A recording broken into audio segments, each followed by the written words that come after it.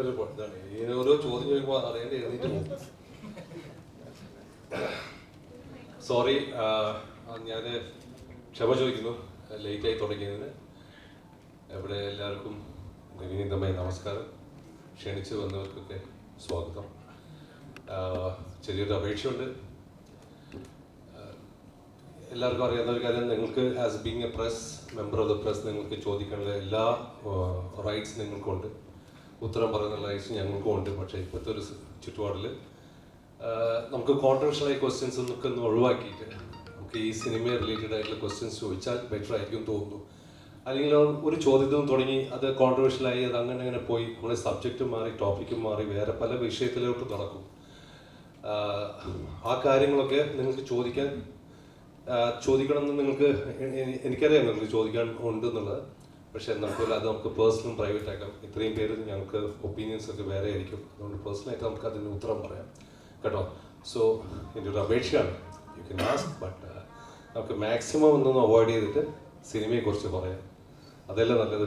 ഓണം വരാൻ പോവില്ല. And already കഴിഞ്ഞ ഒരു മാസമായിട്ട് ഇതന്നെ എല്ലാവരും കേട്ടുകൊണ്ടിരിക്കുന്ന ഇപ്പോൾ നടക്കുന്ന പല പ്രശ്നങ്ങളും മീഡിയയിൽ വരുന്ന പല ന്യൂസുകളും നമുക്ക് തന്നെ ഒരു വിഷമം ഉണ്ടാക്കി തരുന്നുണ്ട്. സോ അതിലേക്ക് കിടക്കാണ്ട് ലെറ്റസ് സിനിമയെക്കുറിച്ചും ഓണത്തെക്കുറിച്ചും സംസാരിക്കാം. Thank you so much. അപ്പം ഓഫീസിൻ്റെ ഇതിന് പിന്നിൽ പ്രവർത്തിച്ച എല്ലാ ആൾക്കാരുടെയും പേരിലുള്ള നന്ദിയും സ്നേഹവും അറിയിപ്പിക്കുന്നു.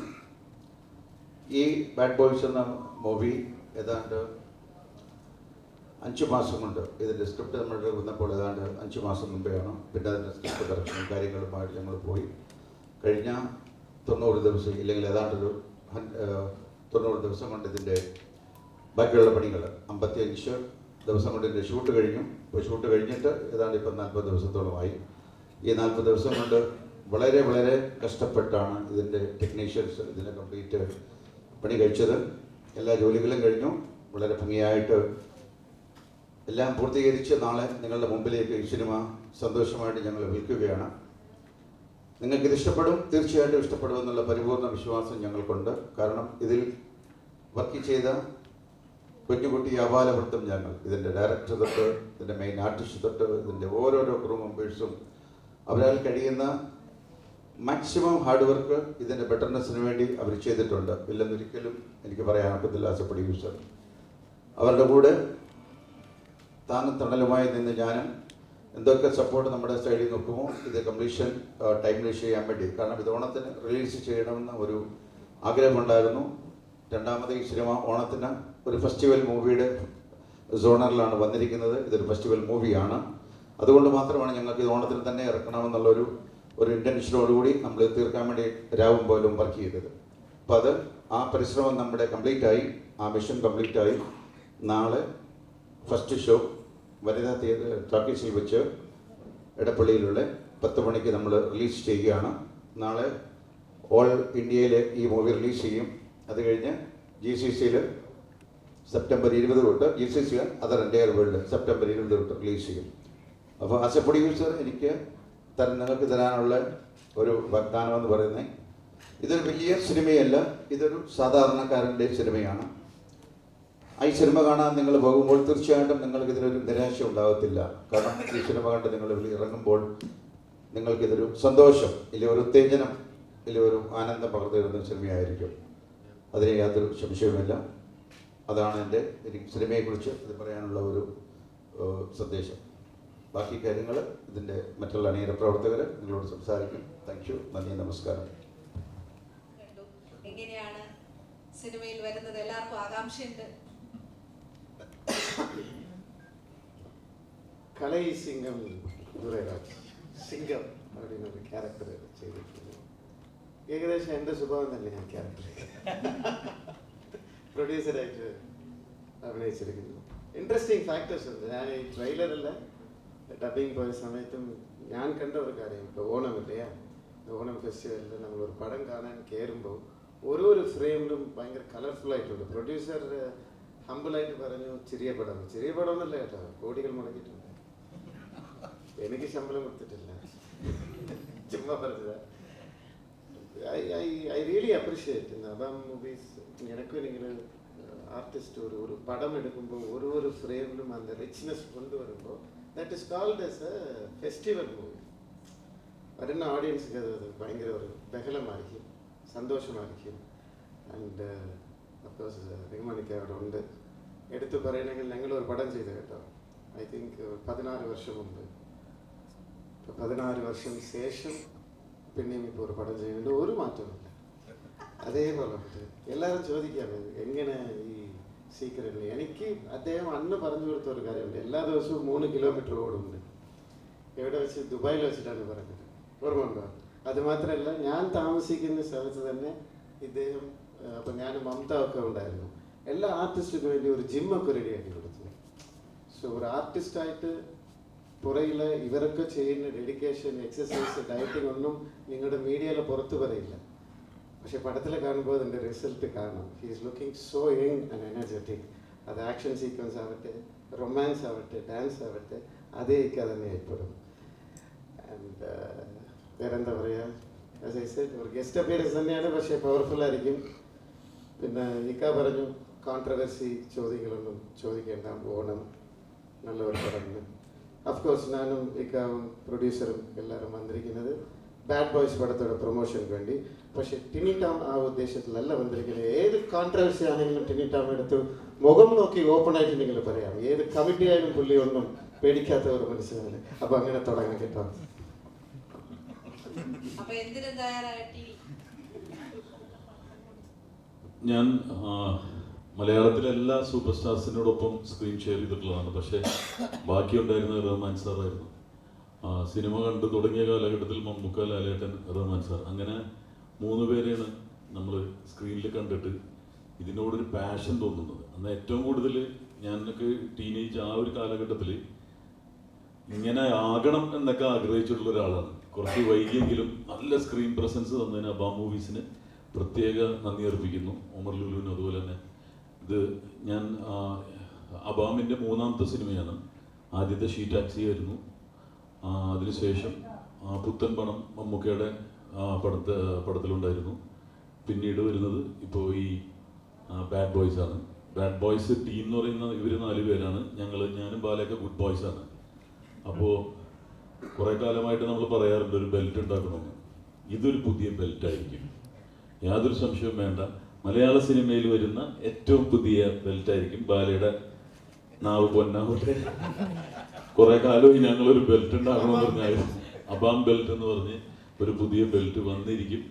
എഴുതി വെച്ചോളൂ. നാളെ കേരളത്തിൻ്റെ ജനങ്ങൾ ഓണം ആഘോഷിക്കുന്നത് ബാഡ് ബോയ്സിലൂടെ ആയിരിക്കും. എല്ലാ സിനിമകളും നമ്മൾ സപ്പോർട്ട് ചെയ്യുന്ന എല്ലാ സിനിമകളും കാണണം. ഓരോ ദിവസവും ഓരോ ചോയ്സ് ഉണ്ട്. പക്ഷേ ഞങ്ങൾക്ക് പ്രത്യേക സ്നേഹം ബാഡ് ബോയ്സിനോടുള്ളതുകൊണ്ട് ബാഡ് ബോയ്സിലൂടെ ഓണാഘോഷം തുടങ്ങാമെന്നാണ് ഞാൻ ആഗ്രഹിക്കുന്നത്, അപേക്ഷിക്കുന്നത്. All the best. Happy Onam. കോൾഡാണ്. ഒരുപാട് അറിഞ്ഞ മുഖങ്ങൾ, അറിയാത്ത മുഖങ്ങൾ, ഒരുപാട് മീഡിയ സുഹൃത്തുക്കളുണ്ട്. ഒരുപാട് നേരം വെയിറ്റ് ചെയ്തതിന് ഒരുപാട് സോറി. നമ്മളങ്ങനെ റഹ്മാനിക്കയെ നമ്മളിങ്ങനെ കാണണം എന്ന് ആഗ്രഹിച്ച് ഇരിക്കുന്നൊരു സംഭവമാണ്. അത് ഒമർക്ക് നല്ല രീതിയിൽ കളർഫുള്ളായിട്ട് ചെയ്തിട്ടുണ്ട്. അപ്പോൾ ഒരുപാട് സന്തോഷം റഹ്മാനിക്കൻ അങ്ങനെ കളർഫുള്ളായിട്ട് കാണാൻ. അപ്പോൾ അത് അബാ മൂവീസ് നല്ല രീതിയിൽ അത് പ്രൊഡ്യൂസ് ചെയ്തിട്ടുണ്ട്. സോ അത് ഓണത്തിന് വരുന്നു.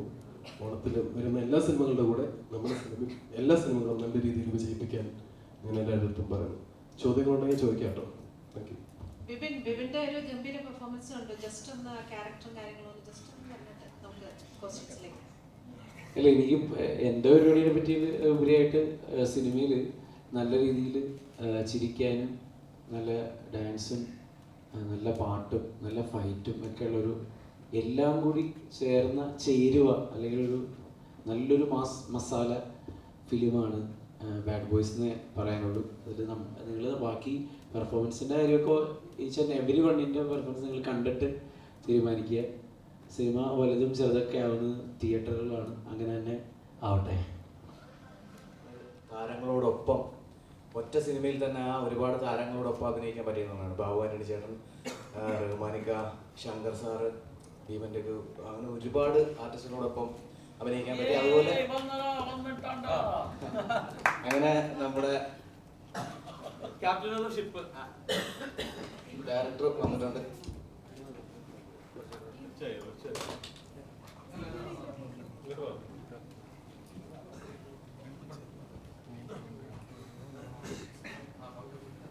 അപ്പോൾ അങ്ങനെ ഒരു ഭാഗ്യം ഈ സിനിമയിലൂടെ കിട്ടി. പിന്നെ കുറേ നാളുകൾക്ക് ശേഷം എനിക്കൊരു ത്രൂ ഔട്ട് കോമഡി ക്യാരക്ടറാണ്. അപ്പോൾ എനിക്ക് തോന്നുന്നത് നിങ്ങൾക്കൊക്കെ ഇഷ്ടപ്പെടും എന്നാണ് ഞാൻ വിചാരിക്കുന്നത്. ഞാൻ മാത്രമല്ല, റഹ്മാനിക്ക നമ്മൾ പണ്ട് കണ്ട പോലത്തെ അങ്ങനത്തെ ഒരു കോളേജ് കുമാരൻ അങ്ങനത്തെ ഒരു ഇതൊന്നുമല്ല. പുള്ളിയും കോമഡിയാണ് ചെയ്തിരിക്കുന്നത്. അപ്പോൾ അദ്ദേഹത്തിനോടൊപ്പം ത്രൂ ഔട്ട് ഒരു കോമഡി ക്യാരക്ടർ ചെയ്യാൻ പറ്റി. അങ്ങനെ ഒരുപാട് ഘടകങ്ങൾ ഈ സിനിമയ്ക്കകത്തുണ്ട്. നിങ്ങൾ എന്തായാലും നിങ്ങൾക്ക് ഓണത്തിന് കാണാൻ പറ്റിയ, ഫാമിലി ആയിട്ട് പോയി കാണാൻ പറ്റിയ ഒരു അടിപൊളി സിനിമയായിരിക്കും ഇത്. ബാക്കി നിങ്ങൾ കണ്ടിട്ട് നിങ്ങളുടെ അഭിപ്രായങ്ങൾ അറിയിക്കുക. Thank you. ഞാൻ ഒരുപാട് നാളായിട്ട് സിനിമയിലൊന്നും കാണുന്നില്ലെന്നാണ് എല്ലാവരും പരാതി. ഞാൻ 18 വർഷമായി ഈ ഫീൽഡിൽ ഇറങ്ങിയിട്ട്. മലയാള സിനിമയിൽ ഏറ്റവും കൂടുതൽ ഗുണ്ടയായിട്ട് അഭിനയിച്ച വ്യക്തിയാണ് ഞാൻ. 100ഓളം സിനിമയിൽ ഗുണ്ടയായിട്ട് അഭിനയിച്ചിട്ടുണ്ട്. പക്ഷേ ഗുണ്ടകളായിട്ട് അഭിനയിച്ചപ്പോഴും ഗുണ്ട തന്നെയായിരുന്നു. പിന്നീട് അതിനൊരു മാറ്റമുണ്ടായത് വിജയ് സാറിൻ്റെ തെരി എന്ന് പറഞ്ഞ സിനിമ അഭിനയിച്ച ശേഷമാണ്. പിന്നീട് ചാൻസ് ചോദിച്ചില്ല. ചാൻസ് ചോദിക്കാതെ എനിക്ക് സിനിമയിൽ അവസരമൊന്നും ഇല്ലായിരുന്നു. അങ്ങനെയാണ് മുരളി സാർ എന്നെ ഈ പടത്തിലേക്ക് വിളിച്ചത്. ഈ സിനിമയിൽ ഞാൻ ഗുണ്ടയല്ല, അത് ആദ്യം തന്നെ പറഞ്ഞോളാം. സ്റ്റാർ മ്യൂസിക്കിലൂടെയൊക്കെ എന്നെ കോമഡി ആയിട്ടാണ് ഇപ്പോൾ കാണുന്നത്. അപ്പോൾ ചെറിയ കോമഡി സീനൊക്കെ ചെയ്തിട്ടുണ്ട്. ഇതിൽ മാസം ഡയലോഗ് തന്നിട്ടുണ്ട്. ഒരു കൊച്ചിക്കാരനായിട്ട് അസലൊരു പച്ച ഒരു കൊച്ചിക്കാരനായിട്ട് അഭിനയിച്ചത് എങ്ങനെ ഉണ്ടാവും എന്ന് പറഞ്ഞോളൂ. എത്രയൊക്കെ സീൻ ഉണ്ടെന്ന് പറയാൻ പറ്റും, എത്രയൊക്കെ സീൻ കട്ടായി പോയെന്ന് കണ്ടോളൂ. എന്റെ പ്രൊമോഷൻ പറയട്ടെ. അപ്പൊ ബാഡ് ബോയ്സ് ഞാൻ എനിക്ക് തോന്നുന്നത് ഈ ആർട്ടിസ്റ്റ് ഒരുപാട് പേര് പ്രൊമോട്ട് ചെയ്തിട്ടുണ്ട്. ഞാൻ ചെറിയ വേഷമാണെങ്കിൽ ഞാൻ ഒരുപാട് സ്ഥലത്ത് നമ്മുടെ പടം പ്രൊമോട്ട് ചെയ്തിട്ടുണ്ട്. ഞാൻ പോകുന്ന സ്ഥലത്ത് എല്ലാവർക്കും ബാഡ് ബോയ്സിനെ പറ്റി പറഞ്ഞിട്ടുണ്ട്. അതാണ് എനിക്ക് സന്തോഷം. അപ്പോൾ ഈ സിനിമ എല്ലാവരും കാണുമെന്ന് എനിക്കറിയാം. എല്ലാവരും കാണുന്ന സിനിമയിൽ അഭിനയിക്കാൻ പറ്റിയതിൽ വളരെ സന്തോഷമുണ്ട്. ഇനി തുടങ്ങി സിനിമയിൽ ഞാനും ഉണ്ടാവും. ഇനി ഇറങ്ങുന്ന സിനിമകളിലൊക്കെ ഇനി ഞാൻ ചാൻസ് ഒക്കെ ചോദിക്കാൻ വളരെ സന്തോഷം. എനിക്ക് നന്ദി പറയാനുള്ളത് ഇതിന്റെ പ്രൊഡ്യൂസറും പിന്നെ മുരളി സാറിന് പവർ സ്റ്റാർ എന്നൊരു പടം പ്ലാൻ ചെയ്തിട്ടുണ്ടായിരുന്നു. ആ സിനിമയിൽ എനിക്ക് അത്യാവശ്യം നല്ലൊരു വേഷം പറഞ്ഞു. ആ പടം ഇനി നടന്നില്ല, ഇനി നടക്കുമെന്ന് എനിക്ക് തോന്നുന്നു. അപ്പോൾ വളരെ സന്തോഷം. എനിക്കും നാളെ സിനിമ കാണാൻ വേണ്ടി ത്രില്ലടിച്ച് ഇങ്ങനെയാണ്. അപ്പോൾ എല്ലാവരും സിനിമ കാണാൻ വരുമെന്ന് എനിക്കറിയാം. ഞാനും ഇനിയും പ്രൊമോഷൻ ചെയ്യും സിനിമ. അപ്പോൾ കൂടെ ഉണ്ടാവും. Thank you. ഹലോ, ഹായ്, നമസ്കാരം. ഞാൻ കാരണം കുറച്ച് ലേറ്റായി. ഇന്ന് ക്യൂബിൽ അപ്ലോഡ് ചെയ്ത് ഇതിന്റെ പ്രോസസ്സൊക്കെ കഴിഞ്ഞ് വന്നപ്പോൾ ഒരുപാട് നേരമായി പോയി. അതുകൊണ്ടാണ് സോറി.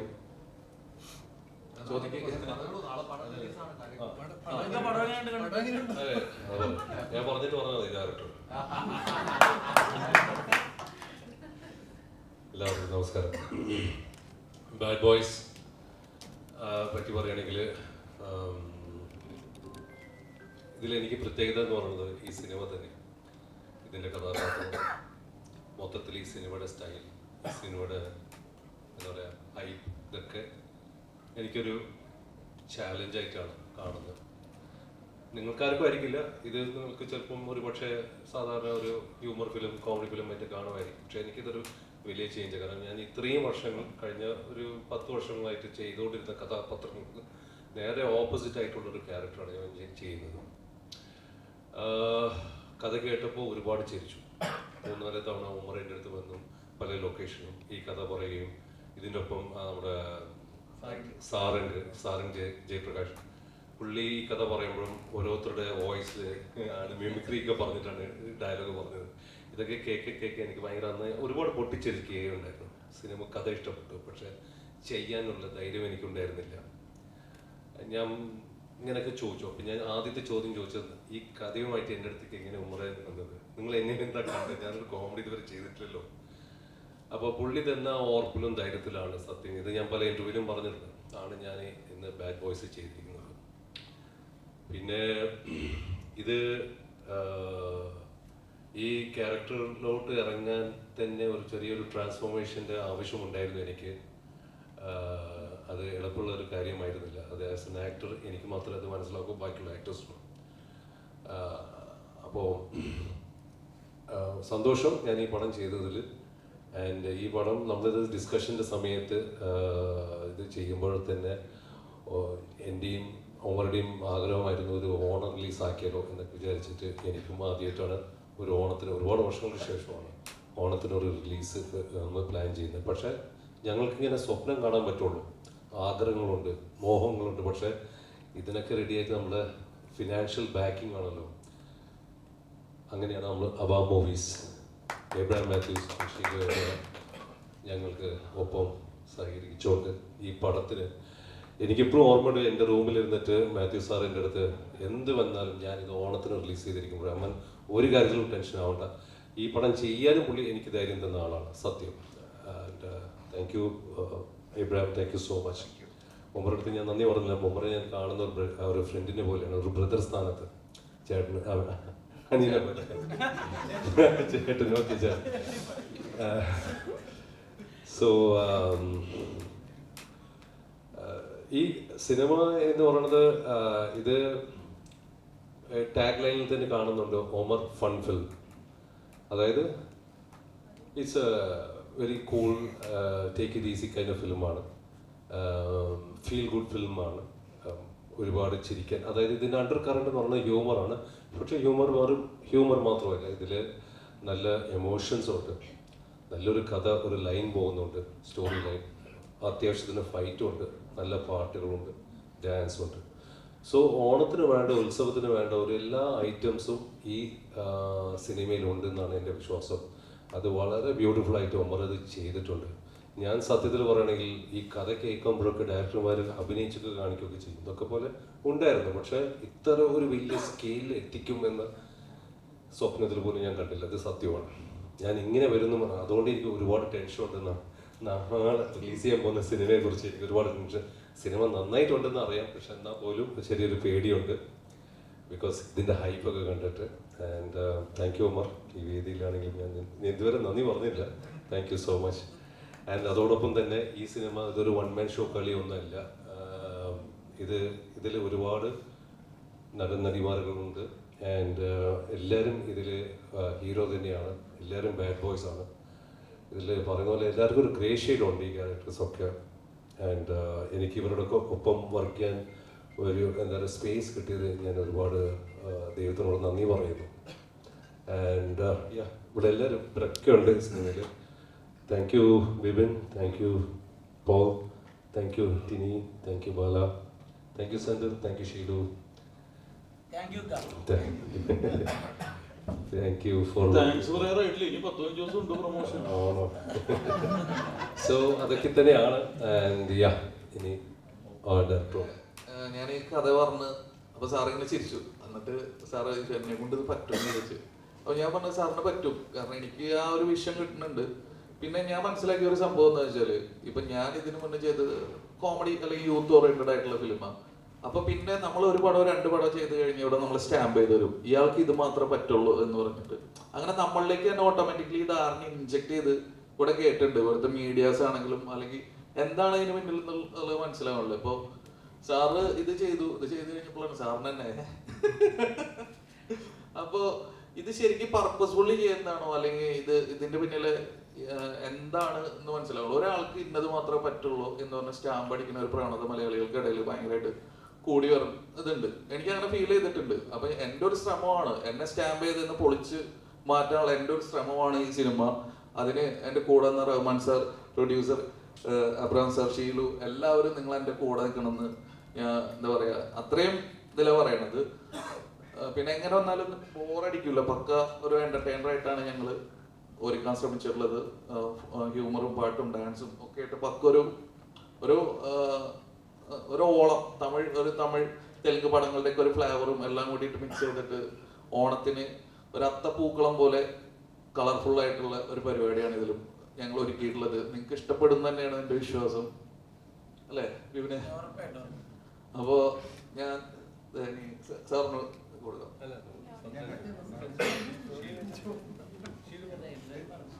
അപ്പൊ ഞാൻ ആദ്യമായിട്ട് ചെയ്യണ ഒരു ഫാമിലിയും കൂടിയിട്ട് കണക്ട് ചെയ്തിട്ടുള്ള ഒരു സിനിമയാണ്. അപ്പൊ തീർച്ചയായിട്ടും ഇപ്പൊ എന്റെ മുൻ സിനിമകൾ കണ്ടിട്ട് ഇപ്പൊ കുറെ കമന്റ്സ് വരാറുണ്ട്, ഇത് ഫാമിലി ആയിട്ട് കാണാൻ പറ്റുമോ, അതേ യൂത്തിനെ മാത്രം ടാർഗറ്റ് ചെയ്തിട്ടാണോ, അങ്ങനെ ഡബിൾ മീനിങ് കോമഡി ഉണ്ടാവോ?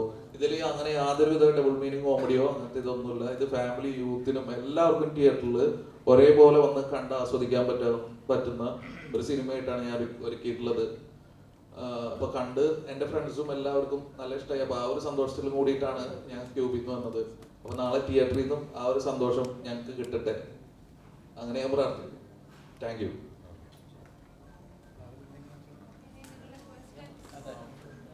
മലയാളികൾ മിസ് ചെയ്യുന്ന ഒരു നായക വേഷത്തിൽ എങ്ങനെയാണ് പ്രസന്റ് ചെയ്തത്? അല്ല, ഞാൻ ആക്ച്വലി റഹ്മാൻ സാറിൻ്റെ അടുത്ത് ഇത് പോവാൻ കാരണം ഞാൻ എൻ്റെ ചെറുപ്പത്തിൽ ആഘോഷിച്ച് നടന്ന ഒരുപാട് പാട്ടുകളും അല്ലെങ്കിൽ ഒരുപാട് സിനിമകൾ റഹ്മാൻ സാറിൻ്റെ. അപ്പോൾ ഈ റഹ്മാൻ സാറിനെ വെച്ചിട്ട് ഞാൻ ഇതിൻ്റെ വിഷ്വൽ ആലോചിച്ചപ്പോൾ തന്നെ എനിക്കറിയായിരുന്നു ഇത് കളറാവും എന്നുള്ളത്. അതായിരുന്നു എൻ്റെ കോൺഫിഡൻസും. അതുകൊണ്ട് തന്നെയാണ് റഹ്മാൻ സാറിലേക്ക് പോയത്. പ്രസന്റിംഗ് എവർഗ്രീൻ സ്റ്റാർ എന്ന് പറയുന്ന ടൈറ്റിൽ കൊടുക്കുമ്പോൾ തന്നെ അതൊരു വെയിറ്റ്, ഒരു പ്രഷർ കൂടെയാണ്. അപ്പോൾ ഈ ഒരു ഗ്യാപ്പിന് ശേഷം ചെയ്യുന്ന മലയാള ചിത്രത്തിൽ ഇങ്ങനെ ചിന്തിച്ചിരുന്നോ, ഞാൻ ഈ കഥാപാത്രം ചെയ്യുമ്പോൾ പ്രേക്ഷകർ എങ്ങനെയായിരിക്കും ജഡ്ജ് ചെയ്യുക, അങ്ങനെ തോട്ടപ്പള്ളിയിൽ പോയിട്ടുണ്ടായിരുന്നു? ഉണ്ട്. പിന്നെ ഞാൻ പറഞ്ഞത് എനിക്ക് ടോട്ടലി ഒരു ചാലഞ്ചിങ് ആണ്. ആസ് എൻ ആക്ടർ നമ്മൾ ഡിഫറെൻറ്റ് കഥാപാത്രങ്ങൾ ചെയ്യണമെന്നാണ് ഞങ്ങൾക്ക് എല്ലാവർക്കും ആഗ്രഹം. അപ്പോൾ ഞാൻ പറഞ്ഞത് ഇത് എളുപ്പ പണിയല്ല. നിങ്ങൾക്ക് സിനിമ കാണുമ്പോൾ ആ സ്ട്രെയിൻ തോന്നൂലായിരിക്കാം. എനിക്ക് എന്നെ സംബന്ധിച്ച് അത് വലിയൊരു സ്ട്രെയിൻ തന്നെയാണ്. കാരണം ഇതുവരെ നമ്മളൊരു പാറ്റേൺ ഓഫ് ക്യാരക്ടേഴ്സ് ചെയ്തിട്ട് പെട്ടെന്ന് ഓപ്പോസിറ്റായിട്ട് ചെയ്യുമ്പോൾ ഉണ്ടാകുന്നുള്ള ശ്രമങ്ങളുണ്ട്. അപ്പം അതും ഓവർ ആവാൻ പാടില്ല. നമ്മളിതൊരു ഹ്യൂമർ ചെയ്യുന്നത് അത്ര എളുപ്പമുള്ള കാര്യമല്ല, എനിക്കറിയാം. കാരണം അത് ഞാൻ ചെയ്യുമ്പോഴേ ഞാൻ അറിയുന്നത്. കാരണം ഹ്യൂമറിന് ഒരുപാട് ടൈമിങ്ങും നമ്മളതിൻ്റെ സ്പോണ്ടാനിറ്റി ഇതൊക്കെ വേണം. ഇപ്പം ടിനി ടോമൊക്കെ ചെയ്യുന്ന പോലെ ഒന്നും എനിക്ക് കളിക്കാൻ പറ്റില്ല.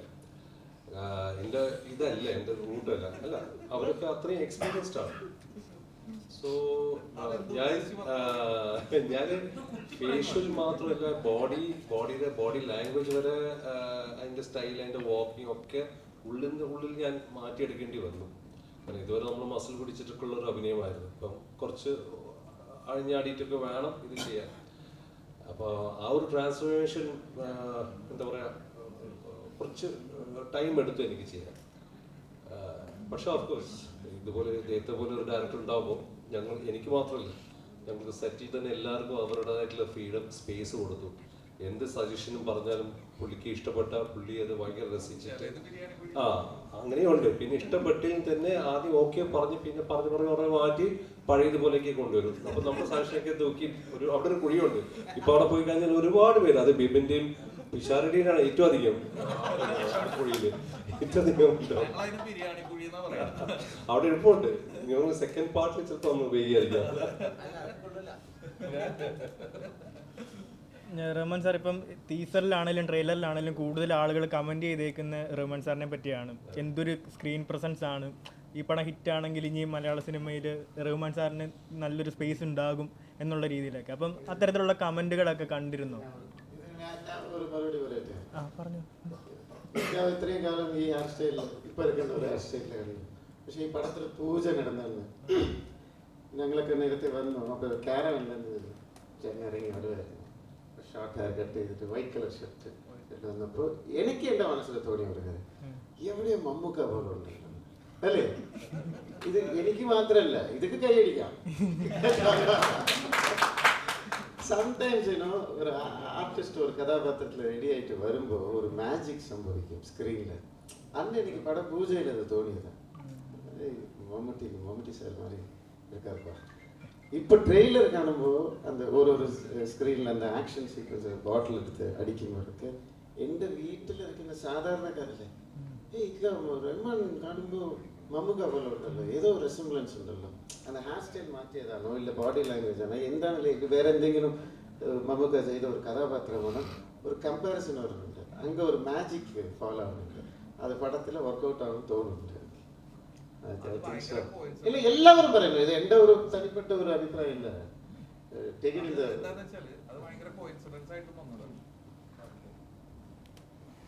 ഞാൻ നേരത്തെ പറഞ്ഞതുപോലെയാണ്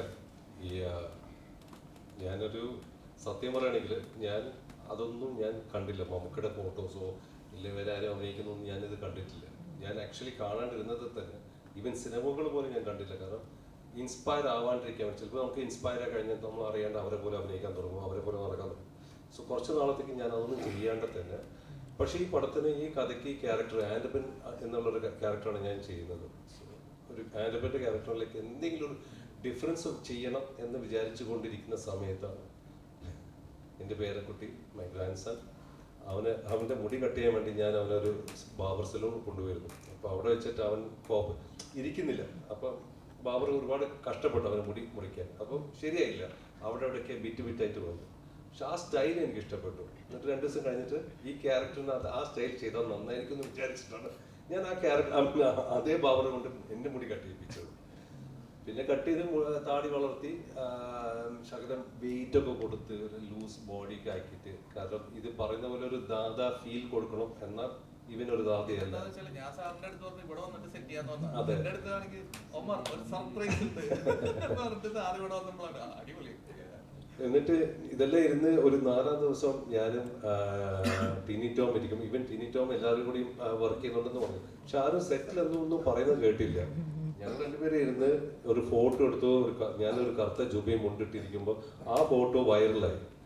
അവിടെ നിന്നാണ് ഇത് തുടങ്ങിയത്. ടെർബോ ലുക്ക്, മറ്റേ ടെർബോ ജോസ് ആയിട്ട് ചേട്ടൻ അനിയനായിട്ട് വരുന്നു, ആ സിനിമയിൽ ഗസ്റ്റ് അപ്പിയറൻസ് എന്നൊക്കെയാണ് പലരും കമന്റ് റിവ്യൂസ് ഒക്കെ എഴുതിയിരിക്കുന്നത്. അപ്പോഴാണ് ഞാൻ ഇച്ചക്കയുടെ ഫോട്ടോ കാണുന്നത്. അതാണ് അതിൻ്റെ സത്യം. അല്ലാണ്ട് ഞാൻ അദ്ദേഹത്തിൻ്റെ സ്റ്റൈലിൽ കോപ്പി അടിച്ചാൽ അറിഞ്ഞിരുന്നെങ്കിൽ ഒരു പക്ഷേ ഞാൻ ആ സ്റ്റൈൽ ചെയ്യില്ല, ഞാൻ മാറ്റി പിടിച്ചായിരുന്നു വേറെ എന്തെങ്കിലും. അത് സത്യം.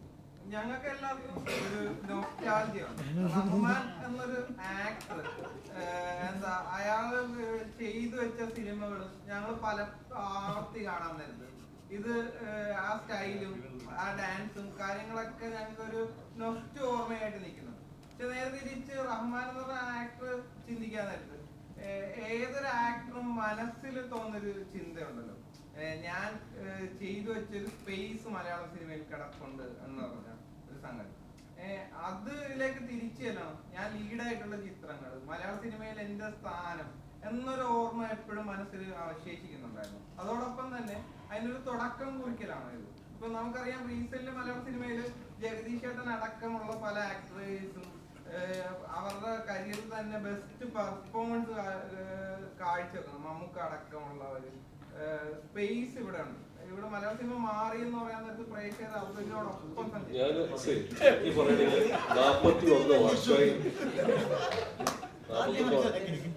41 വർഷമായി ഞാൻ സിനിമ ഇൻഡസ്ട്രിയിൽ. ഞാൻ ഒരിക്കലും അങ്ങനെ ചിന്തിച്ചിരുന്നെങ്കിൽ ഒരുപക്ഷെ ഞാൻ വേറെ ഏതെങ്കിലും ഒരു സ്ഥാനത്ത് നിൽക്കുകയാണ്. എൻ്റെ മനസ്സിൽ അങ്ങനെ ഇല്ല. ഞാൻ ആർക്കും കോമ്പറ്റീഷനായിട്ട് പോകുന്നില്ല. ഞാൻ എപ്പോഴും സിനിമകൾ ചെയ്യണം, നല്ല നല്ല സാധനങ്ങൾ സൃഷ്ടിക്കണം, ചെയ്യണം എന്ന് മാത്രമേ ഉള്ളൂ. അല്ലാണ്ട് എനിക്ക് ഈ പൊസിഷനോ സ്ഥാനമോ ഒന്നും ഞാൻ ചിന്തിക്കുന്നില്ല. അതിനെക്കുറിച്ച് ഞാൻ ചിന്തിച്ചിട്ടുമില്ല. അങ്ങനെ എനിക്കൊരു സ്പേസ് നഷ്ടപ്പെട്ടു പോയി ഇവിടുന്ന് അതൊന്നുമില്ല, ഞാൻ ചിന്തിക്കാറില്ല. അങ്ങനെയാണെങ്കിൽ ഞാൻ പല വേറെ ഇതൊക്കെ ചെയ്തിട്ട് അത് നിങ്ങൾക്ക് മീഡിയക്കും അറിയാമായിരുന്നു. പക്ഷെ ഞാൻ ചെയ്യുന്നില്ല. അങ്ങനെയൊന്നും ഞാൻ ചിന്തിച്ചിട്ട് പോലും ഇല്ല. ഞാൻ ഒരിക്കലും ആർക്കും ഒരു പ്രശ്നമാകാൻ പോകുന്നില്ല, ആവുമില്ല. ഞാൻ കോമ്പറ്റീഷനില്ല. ഞാൻ എൻ്റെ പണി എൻ്റെ സിനിമ അങ്ങനെ ചെയ്തു പോകും. നല്ല സിനിമകൾ ചെയ്യുക എന്ന് മാത്രമാണ് എൻ്റെ ആവശ്യം.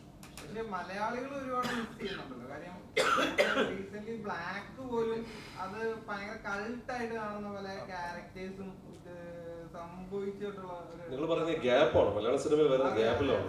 ഞാൻ പറഞ്ഞില്ല, ഞാൻ തമിഴിലും തെലുങ്കിലും ഒക്കെ ചെയ്തുകൊണ്ടിരിക്കുകയാണ്. അപ്പോൾ അവിടെ ചെയ്യുന്ന സിനിമകളൊക്കെ ഒരുപാട് ഡേറ്റ്സ് അങ്ങനെയൊക്കെ പോകുന്നതാണ്.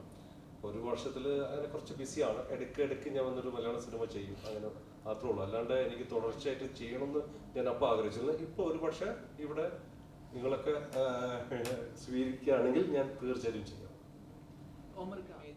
ഡബിൾ മീനിങ് എല്ലാ പടത്തിലും വരുന്നു എന്നുള്ളത് അത് മാറ്റാൻ വേണ്ടി മാത്രമാണോ?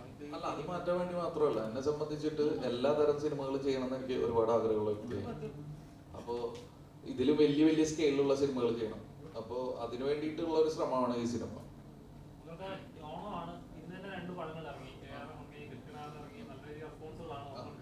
നാളെയും കൊണ്ടലുണ്ട്. അതിൻ്റെ കൂടെയാണ് ബാൻഡൂസ് ഇറങ്ങുന്നത്. അപ്പം ഓമർ എന്ന് പറയുമ്പോൾ അറിയാം, സെലിബ്രേഷൻ ഒരു മോഡാണ്. പോസ്റ്റർ നോക്കിയാൽ ട്രെയിലർ ടീസർ എല്ലാം അങ്ങനെ പോയി ശരിക്കും കളക്ഷനെ ബാധിക്കാൻ സാധ്യതയുണ്ടോ? പേടിയുണ്ടോ? ഇല്ല, എൻ്റെ ആദ്യ ചിത്രം ഇറങ്ങിയ ഹാപ്പി വെഡിങ്, അതിന്റെ കൂടെ ഇറങ്ങിയ പടങ്ങള് കമ്മട്ടിപ്പാടം, ആടുപുലിവട്ടം, യോദ്ധാവ്, അങ്ങനെ ഒരുപാട് പടങ്ങളുടെ കൂടെ ആദ്യ സിനിമ ഇറക്കിയ വ്യക്തിയാണ് ഞാൻ. എന്നിട്ട് ഇതിന്റെയൊക്കെ ഇടയിൽ ഹാപ്പി വെഡിങ് ഹിറ്റായിട്ട് 100 ദിവസം കയറി.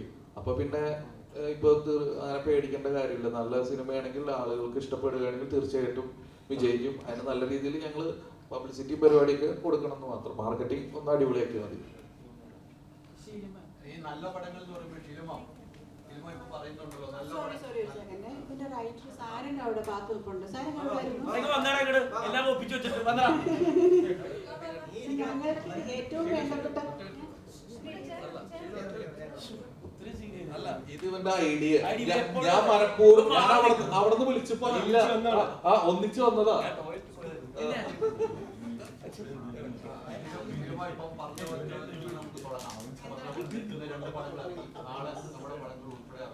അങ്ങനെ ഇരിക്കുമ്പോഴാണ് ഷിൽമ ഒരു പോസ്റ്റ് എടുത്തത്. ആ പോസ്റ്റ് എടുത്ത വലിയ രീതിയിൽ ചർച്ച ചെയ്യപ്പെട്ടിരിക്കുകയാണ്. അത്തരം ഒരു പോസ്റ്റ് ഇടാനുള്ള ഒരു പ്രചോദനം അത് സത്യത്തിൽ അതിനെ ദയവേത് മീഡിയസ് വേറൊരു രീതിയിലും അതിനെ വളച്ചൊടിക്കരുതെന്നാണ് എൻ്റെ ഒരു എളിമയോടെയുള്ളൊരു അഭ്യർത്ഥന. അത് ഞങ്ങളുടെ ഒരു വിഷമം മാത്രം ഞാൻ അവിടെ രേഖപ്പെടുത്തിയതാണ്. കാരണം ഈ സിനിമയിലും ഒരു 10-40 ആർട്ടിസ്റ്റുകളോളം വന്നിട്ടുണ്ട്. അപ്പം അവർ 3 സിനിമ ആൾക്കാർ അവരുടെ പടത്തെ തീർച്ചയായിട്ടും പ്രൊമോട്ട് ചെയ്യണം. അവരുടെ ഐക്യദാർഢ്യം, അവരുടെ ഫ്രണ്ട്ഷിപ്പൊക്കെ അവർ കാണിച്ചു. അതിലൊരു തെറ്റുമില്ല, അതിനെ ഞാൻ സപ്പോർട്ട് ചെയ്യുന്നു. പക്ഷേ അതിനോടൊപ്പം ഞങ്ങളുടെ ഈ പടവും അവർ ചെറുതായിട്ടൊന്ന് മെൻഷൻ ചെയ്യും. ഞങ്ങളുടെ പേരെടുത്ത് പറഞ്ഞില്ലെങ്കിലും ഓണത്തിനിറങ്ങുന്ന മറ്റു പടങ്ങൾക്കും ഒരാശംസ പറയുമെന്ന് എന്നെപ്പോലെ തന്നെ എൻ്റെ പടത്തിൽ അഭിനയിച്ച എല്ലാവരും ഒന്ന് ആഗ്രഹിച്ചു പോയായിരുന്നു. അതിൻ്റെ ഒരു വിഷമം എല്ലാവരും രേഖപ്പെടുത്തുകയും ചെയ്തു. അപ്പോൾ അത് എല്ലാവരുടെയും പ്രതിനിധിയായിട്ട് നിന്നിട്ട് ഞാനത് അറിയിച്ചു എന്നേ ഉള്ളൂ. അതിനെപ്പറ്റി ഇനി ഒരു ഡിസ്കഷൻ ഇവിടെ ആവശ്യമില്ല. അത് അവിടെ തീർന്നു. അതിനെപ്പറ്റി വേറൊരു രീതിയിലും വളച്ചൊടിക്കരുത് എന്നാണ് എൻ്റെ ഒരു വലിയ അഭ്യർത്ഥന. അതിനെ ഞാൻ ഇട്ട പോസ്റ്റിൽ എന്താണെന്നുള്ളത് വളരെ വ്യക്തമായിട്ട് എഴുതിയിട്ടുണ്ട്. അതിനപ്പുറത്തേക്ക് ദേവിയത് ആരും ചിന്തിക്കേണ്ട. ഈ റീസെന്റ് സിനാരിയോയില് പവർ ഗ്രൂപ്പ് എന്നൊക്കെ പറയാൻ നേരത്ത് മലയാള പ്രേക്ഷകർ ഇങ്ങനെ നെട്ടു. ആ സന്ദർഭത്തിലാണല്ലോ അത്തരത്തിലൊരു എന്ത് പരാമർശം ഞാൻ വ്യക്തമായിട്ട് എഴുതിയിട്ടുണ്ടല്ലോ. ഈ ആക്ച്വലി ഒരു മിനിറ്റ് അല്ല, ആക്ച്വലി അത് ഉദ്ദേശിച്ചത് എന്താ വെച്ചാല്, ഇപ്പൊ ഈ ഇറങ്ങുന്ന ഓണത്തിന് ഇറങ്ങുന്ന 6 സിനിമയുണ്ട്. ഈ 6 സിനിമയിൽ ഏറ്റവും പവർ ആയിട്ടുള്ളത് അവരാണ്. വലിയ പ്രൊഡക്ഷൻ കമ്പനി അല്ലെങ്കിൽ ഇപ്പോ യൂത്ത് ആയിട്ട് ഇപ്പൊ ഹിറ്റ് അടിച്ചിട്ട് നിൽക്കുന്ന ഇത്. അപ്പൊ ഇവര് 3 ആള് ഫോക്കസ് ചെയ്തിട്ട് ഒരു കാര്യം ചെയ്യുമ്പോൾ അതിന് ഓട്ടോമാറ്റിക്കലി ഭയങ്കര റീച്ച് വരും. അപ്പൊ അതിന്റെ ഇടയിൽ ഞങ്ങളുടെ ചിത്രത്തിന്റെ പേര് പറയണമെന്ന് പോലും ഞങ്ങൾക്ക് പേര് പറഞ്ഞ സന്തോഷം. മറ്റു ചിത്രങ്ങളൊന്നും കൂടി പറയായിരുന്നെങ്കിൽ അത് ഓക്കെ. അല്ലെങ്കിൽ ഓണ ചിത്രങ്ങൾ ഇത് മാത്രം എന്ന് ഓഡിയൻസിലേക്ക് അത് ശ്രദ്ധ വരും. കാരണം ഇത് കണ്ടിട്ട് എന്നെ 1-2 പിള്ളേർ വിളിച്ചിട്ട് നിങ്ങളുടെ റിലീസ് ഇല്ലേ എന്ന് ചോദിച്ചു. ഈ പടങ്ങൾ മാത്രമാണല്ലോ പറഞ്ഞുള്ളൂ. പിന്നെ എന്താ പറയാ, മെയിൻ സ്ട്രീമിൽ അല്ലെങ്കിൽ ലൈവായിട്ട് നിൽക്കുന്ന ഇവര് 3 പേരും കൂടിയിട്ട് ഒരു കാര്യം ചെയ്യുമ്പോൾ അതിന് കിട്ടുന്ന ഫോക്കസ് വേറെയാണ്. ഇപ്പോൾ റഹ്മാൻ സാറിന്റെ അടുത്ത് ചോദിക്കുകയാണെങ്കിൽ റഹ്മാൻ സാറിനെയും കൂടി കൊളാബ് ചെയ്തിട്ട് അതിലൊരു വീഡിയോ ഇടാം. ബാക്കി ആക്ടേഴ്സിനെയും കൂടിയിട്ടൊക്കെ ആകുമ്പോൾ അതൊരു കൂട്ടായ്മയാവും. നമ്മൾ കൂട്ടായ്മയിലൂടെ ഒരു കാര്യം ചെയ്യുമ്പോൾ ഒന്നും കൂടി ശ്രദ്ധിക്കണം. ഞങ്ങൾക്ക് അതൊരു വിഷമമായി, ഞങ്ങളുടെ ഒരു വേദനയാണ്. ഒന്നാമത് പല സെന്റേഴ്സിൽ ഞങ്ങൾക്ക് ഷോസ് ഒക്കെ കുറവാണ്. അപ്പൊ അതിന്റെ ഇടയിൽ ഇങ്ങനെയും കൂടിയിട്ടൊക്കെ വരുമ്പോൾ നമ്മൾ ഒരുപാട് കഷ്ടപ്പെട്ട് എഫർട്ട് എടുത്തിട്ടല്ല എല്ലാവരും സിനിമ ചെയ്യുന്നത്. അപ്പോ അങ്ങനെ ഒരു 3 പേര് ഒറ്റയ്ക്ക് 3 പേര് കൂടി ഒരു കാര്യം ചെയ്തപ്പോൾ അല്ലെങ്കിൽ ഞങ്ങളും കൂടിയിട്ട് ഉൾപ്പെടുത്താമായിരുന്നു എന്ന് നമ്മുടെ ഒരു ആഗ്രഹം ഉണ്ടാവില്ലേ? ആ ഒരു ആഗ്രഹമാണ് ആ പോസ്റ്റ്. അത് ഈ പവർ ഗ്രൂപ്പ് എന്ന് ഉദ്ദേശിച്ചത് ഇങ്ങനെയൊക്കെയാണ്. ഈ പവർ ഗ്രൂപ്പ് എന്ന് പറഞ്ഞാൽ ഇവിടെ ആരും പവർ ഗ്രൂപ്പ് എന്ന് എഴുതിയിട്ട് കടയിട്ടിട്ട് ഇരിക്കണവരല്ല, അല്ലെങ്കിൽ ഇരിക്കണവരല്ല ഈ പവർ ഗ്രൂപ്പ്. ഈ പവർ ഗ്രൂപ്പ് എന്ന് പറഞ്ഞു കഴിഞ്ഞാൽ നമ്മൾ പോലും അറിയാതെ നമ്മൾ ചെയ്യണ പ്രവർത്തനങ്ങൾ പറഞ്ഞാൽ മറ്റുള്ളവർക്ക് പറഞ്ഞ ഒരു ദ്രോഹമാണത്. ദ്രോഹം എന്ന് വെച്ച് കഴിഞ്ഞാൽ ആ വീഡിയോ കാണുമ്പോൾ സ്വാഭാവികമായിട്ടും കുറെ ആളുകൾ തെറ്റിദ്ധരിക്കപ്പെടാം ഈ 3 സിനിമകൾ മാത്രം ഓണത്തിനുള്ളത്. അപ്പൊ അത് ഒന്ന് ക്ലിയർ ചെയ്തു എന്ന് മാത്രമേ ഞങ്ങളൊരു വേദന പറഞ്ഞത് മാത്രം. ഇപ്പൊ നാസിഫ് ഒരു ഇന്റർവ്യൂല് പറഞ്ഞു അവരങ്ങനൊന്നും ഉദ്ദേശിച്ചിട്ടില്ല എന്ന് പറഞ്ഞപ്പോ ഞങ്ങൾക്ക് അത് ഓക്കെയാണ്. പക്ഷെ ഞങ്ങളുടെ ഒരു വിഷമം ആ നേരത്ത് ഞങ്ങളൊന്ന് എക്സ്പ്രസ് ചെയ്തു എന്ന് മാത്രം, അത്രേ ഉള്ളൂ.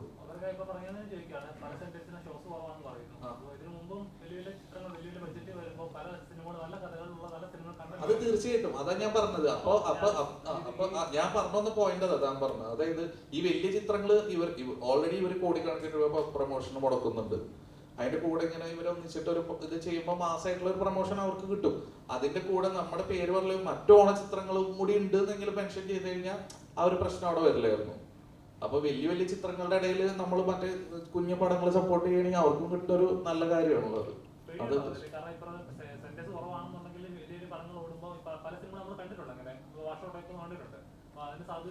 അല്ല, എനിക്ക് പേടിയില്ല. പക്ഷെ നമ്മുടെ ഒപ്പം എന്താ പറയാ, നമ്മളിത് ഒരുപാട് ആഗ്രഹിച്ച ഒരു മാസ് ഇമ്പാക്ട് അല്ലെങ്കിൽ മാസീവ് തിയേറ്ററൊക്കെ കിട്ടണമെന്ന് ആഗ്രഹിച്ചിട്ട് കൂടിയിട്ടാണ് ഈ പടം ചെയ്തത്. അപ്പൊ അത്ര കിട്ടാത്തതിന്റെ ഒക്കെ ഒരു ചെറിയ വിഷമമുണ്ട്.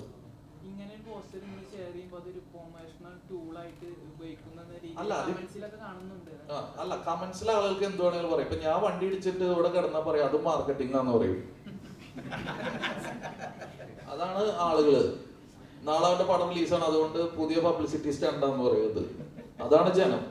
അല്ലെങ്കിലും വിഷമം കൊണ്ടാണ് അങ്ങനെ ഒരു സ്റ്റേറ്റ്മെന്റ് അല്ലെങ്കിൽ സോഷ്യൽ മീഡിയയിൽ വന്ന് അങ്ങനെ. ഞാൻ പറയട്ടെ, ഇവര് ഇപ്പൊ ടോവിനോ, ആസിഫ് അലി, പെപ്പെ, ഇവര് മൂന്നാൾ എന്റെ സിനിമയുടെ ഒന്ന് പേര് പറഞ്ഞേക്കാൻ ഞാൻ ആഗ്രഹിക്കില്ലേ? അല്ലെങ്കിലും നമ്മളൊരു സോഷ്യൽ മീഡിയ പ്ലാറ്റ്ഫോമിൽ വന്ന് എത്രത്തോളം ആളുകൾ കാണുമെന്ന് പറയാൻ പറ്റത്തില്ല.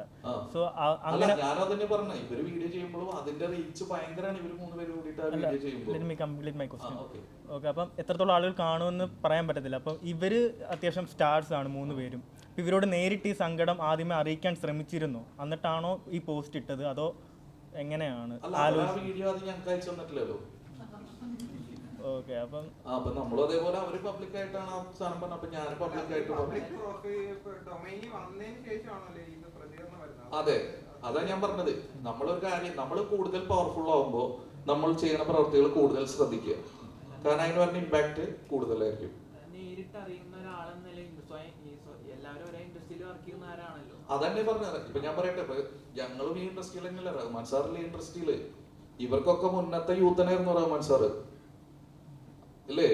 ഇപ്പൊ മമ്മൂക്കാടെയും ലാലേട്ടന്റെയും ഒരു പടമാണ് ഇറങ്ങണേന്ന് വിചാരിക്കും, ഇവരിത് ചെയ്യൂ?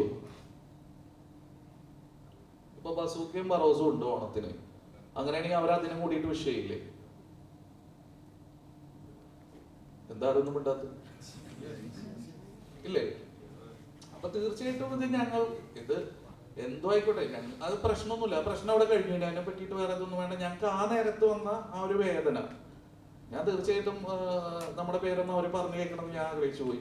അത് ചിലപ്പോൾ എന്റെ തെറ്റാവോ എന്റെ സ്വാർത്ഥതയാവും എന്ത് വേണമെങ്കിലാവോ, അത് മനുഷ്യനല്ലേ, എനിക്കും ഉണ്ടാവും സ്വാർത്ഥമായ താല്പര്യം, അങ്ങനെ കരുതിക്കോ. ഇല്ല, ഇവരെ ആരും എന്നെ വിളിച്ചിട്ടില്ല. ആസിഫ് അലി ബാഡ് ബോയ്സ് കാണാം. അപ്പൊ നമുക്ക് അത് കേട്ടപ്പോ തന്നെ ഒരു സന്തോഷമായി.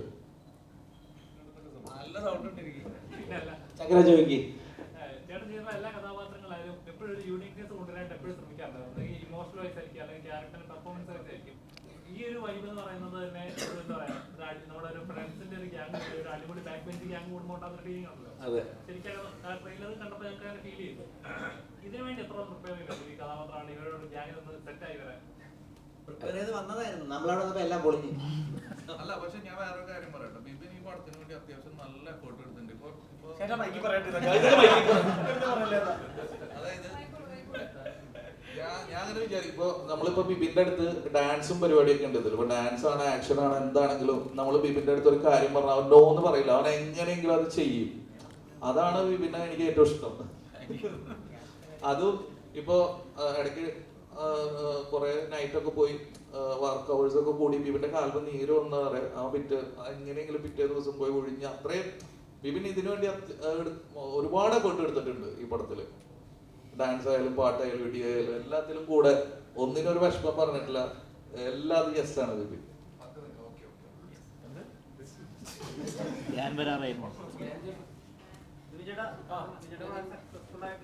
കോമഡി റൈറ്റർ കൂടിയാണല്ലോ.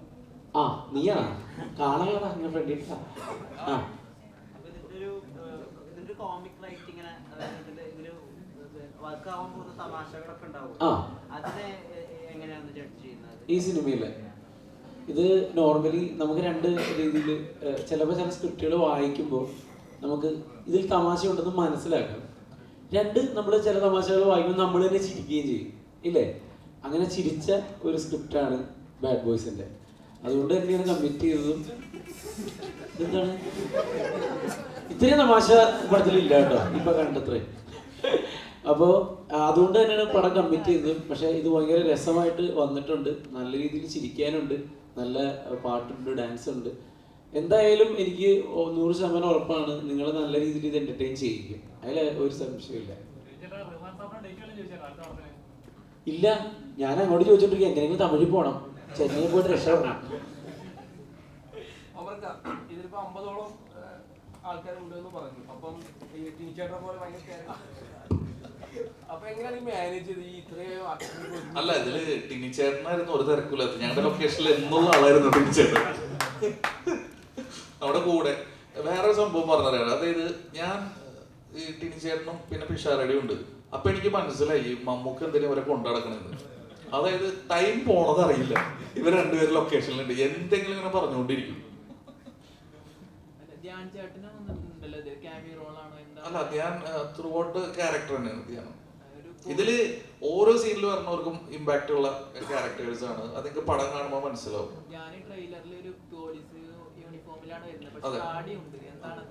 അത് ഞാൻ ഭയങ്കര രക്ഷിത് ഷെട്ടി ഫാനാണ്. അപ്പൊ ആ ഒരു റെഫറൻസ് വെച്ചിട്ട് ചെയ്തത്. അല്ല, അത് ഇവിടുത്തെ താൻ അന്വേഷിച്ചാൽ മതി. ഇവിടെ പോലീസുകാർക്ക് താടി വെക്കാം. പോലീസുകാർക്ക് താടി വെക്കാട്ടോ. അതൊക്കെ പണ്ടായിരുന്നു, താടി ഇല്ലാത്ത പോലീസ് ഷേവ് ചെയ്യണം അങ്ങനെയൊക്കെ. അത് നമ്മള് നോർമൽ രീതികൾ പൊളിച്ചിറക്കാന്നുള്ളതല്ല. അല്ലാതെ ഈ വേറെ ഉണ്ട്, ബ്ലേഡ് അലർജിയുടെ റിപ്പോർട്ട് കൊടുക്കുന്നവർക്കും താടി വെക്കാം. Blade allergy. അപ്പൊ ധ്യാന്റെ ക്യാരക്ടറിൽ ബ്ലേഡ് അലർജി ഉള്ള ഒരാളാണ്. ഷേവ് ചെയ്യാൻ പറ്റൂല. അല്ലല്ല, ഞാൻ ഫസ്റ്റ് തന്നെ പറഞ്ഞു. ഞാൻ ധ്യാന്റെ അടുത്ത് ഫസ്റ്റ് ഈ ക്യാരക്ടർ പോയിട്ട് പറഞ്ഞപ്പോ ധ്യാൻ ഫസ്റ്റ് പറഞ്ഞു, അയ്യോ താടി. ഞാൻ താടി വേണം, അത് അടിപൊളിയാണ്. കാരണം ഇതിൽ എനിക്ക് രക്ഷിത് ഷെട്ടീനെ ഭയങ്കര ഇഷ്ടമാണ്. അപ്പൊ രക്ഷിത് ഷെട്ടിയുടെ ഒക്കെ പടം കണ്ടിട്ടില്ലേ, അവരൊക്കെ താടിയൊക്കെ വെച്ചിട്ടുള്ള പരിപാടി. പിന്നെ ഞാൻ ഇതിനെ പറ്റിയിട്ട് അന്വേഷിച്ചു. പോലീസ് ഡിപ്പാർട്ട്മെന്റിൽ വിളിച്ച് വെച്ചപ്പോൾ പറഞ്ഞു, അലർജീസ് അങ്ങനെ സ്കിൻ ഡിസീസ് അങ്ങനെ ഇതൊക്കെ ഉണ്ടെങ്കിൽ നമുക്ക് താടി വെക്കാം, ഒരു പ്രശ്നമല്ല. ഈ കേരളത്തിൽ ഇങ്ങനെ താടി വെച്ച പോലീസും വരട്ടെ. ബാലചേട്ടനെ കാണുമ്പോ ശരിക്കും അഭിനയിച്ചല്ല, ജീവിച്ചതും പടം എന്താ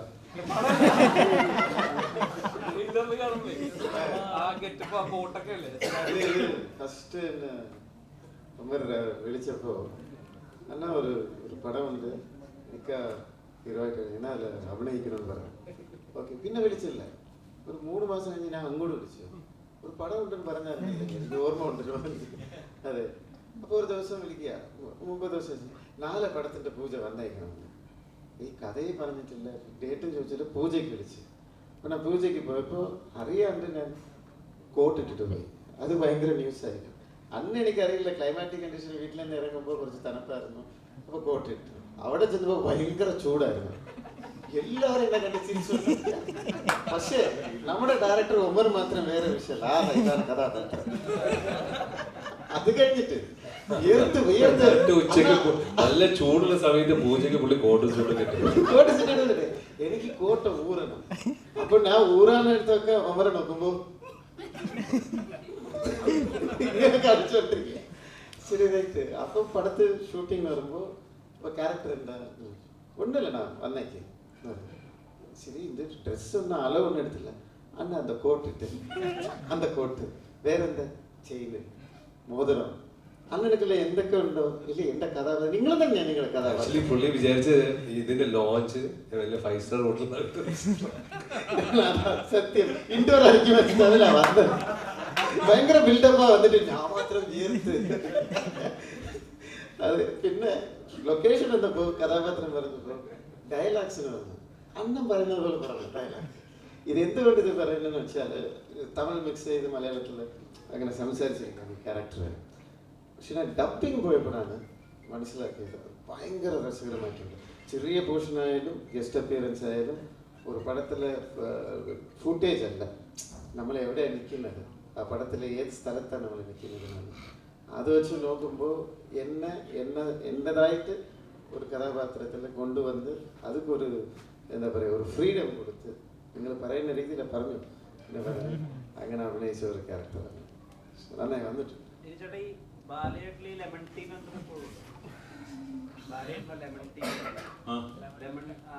അങ്ങനെയുള്ള കഥകൾ അന്ന് ശേഷം ഉണ്ടായിരുന്ന ആരെ സഹായ കാര്യങ്ങൾ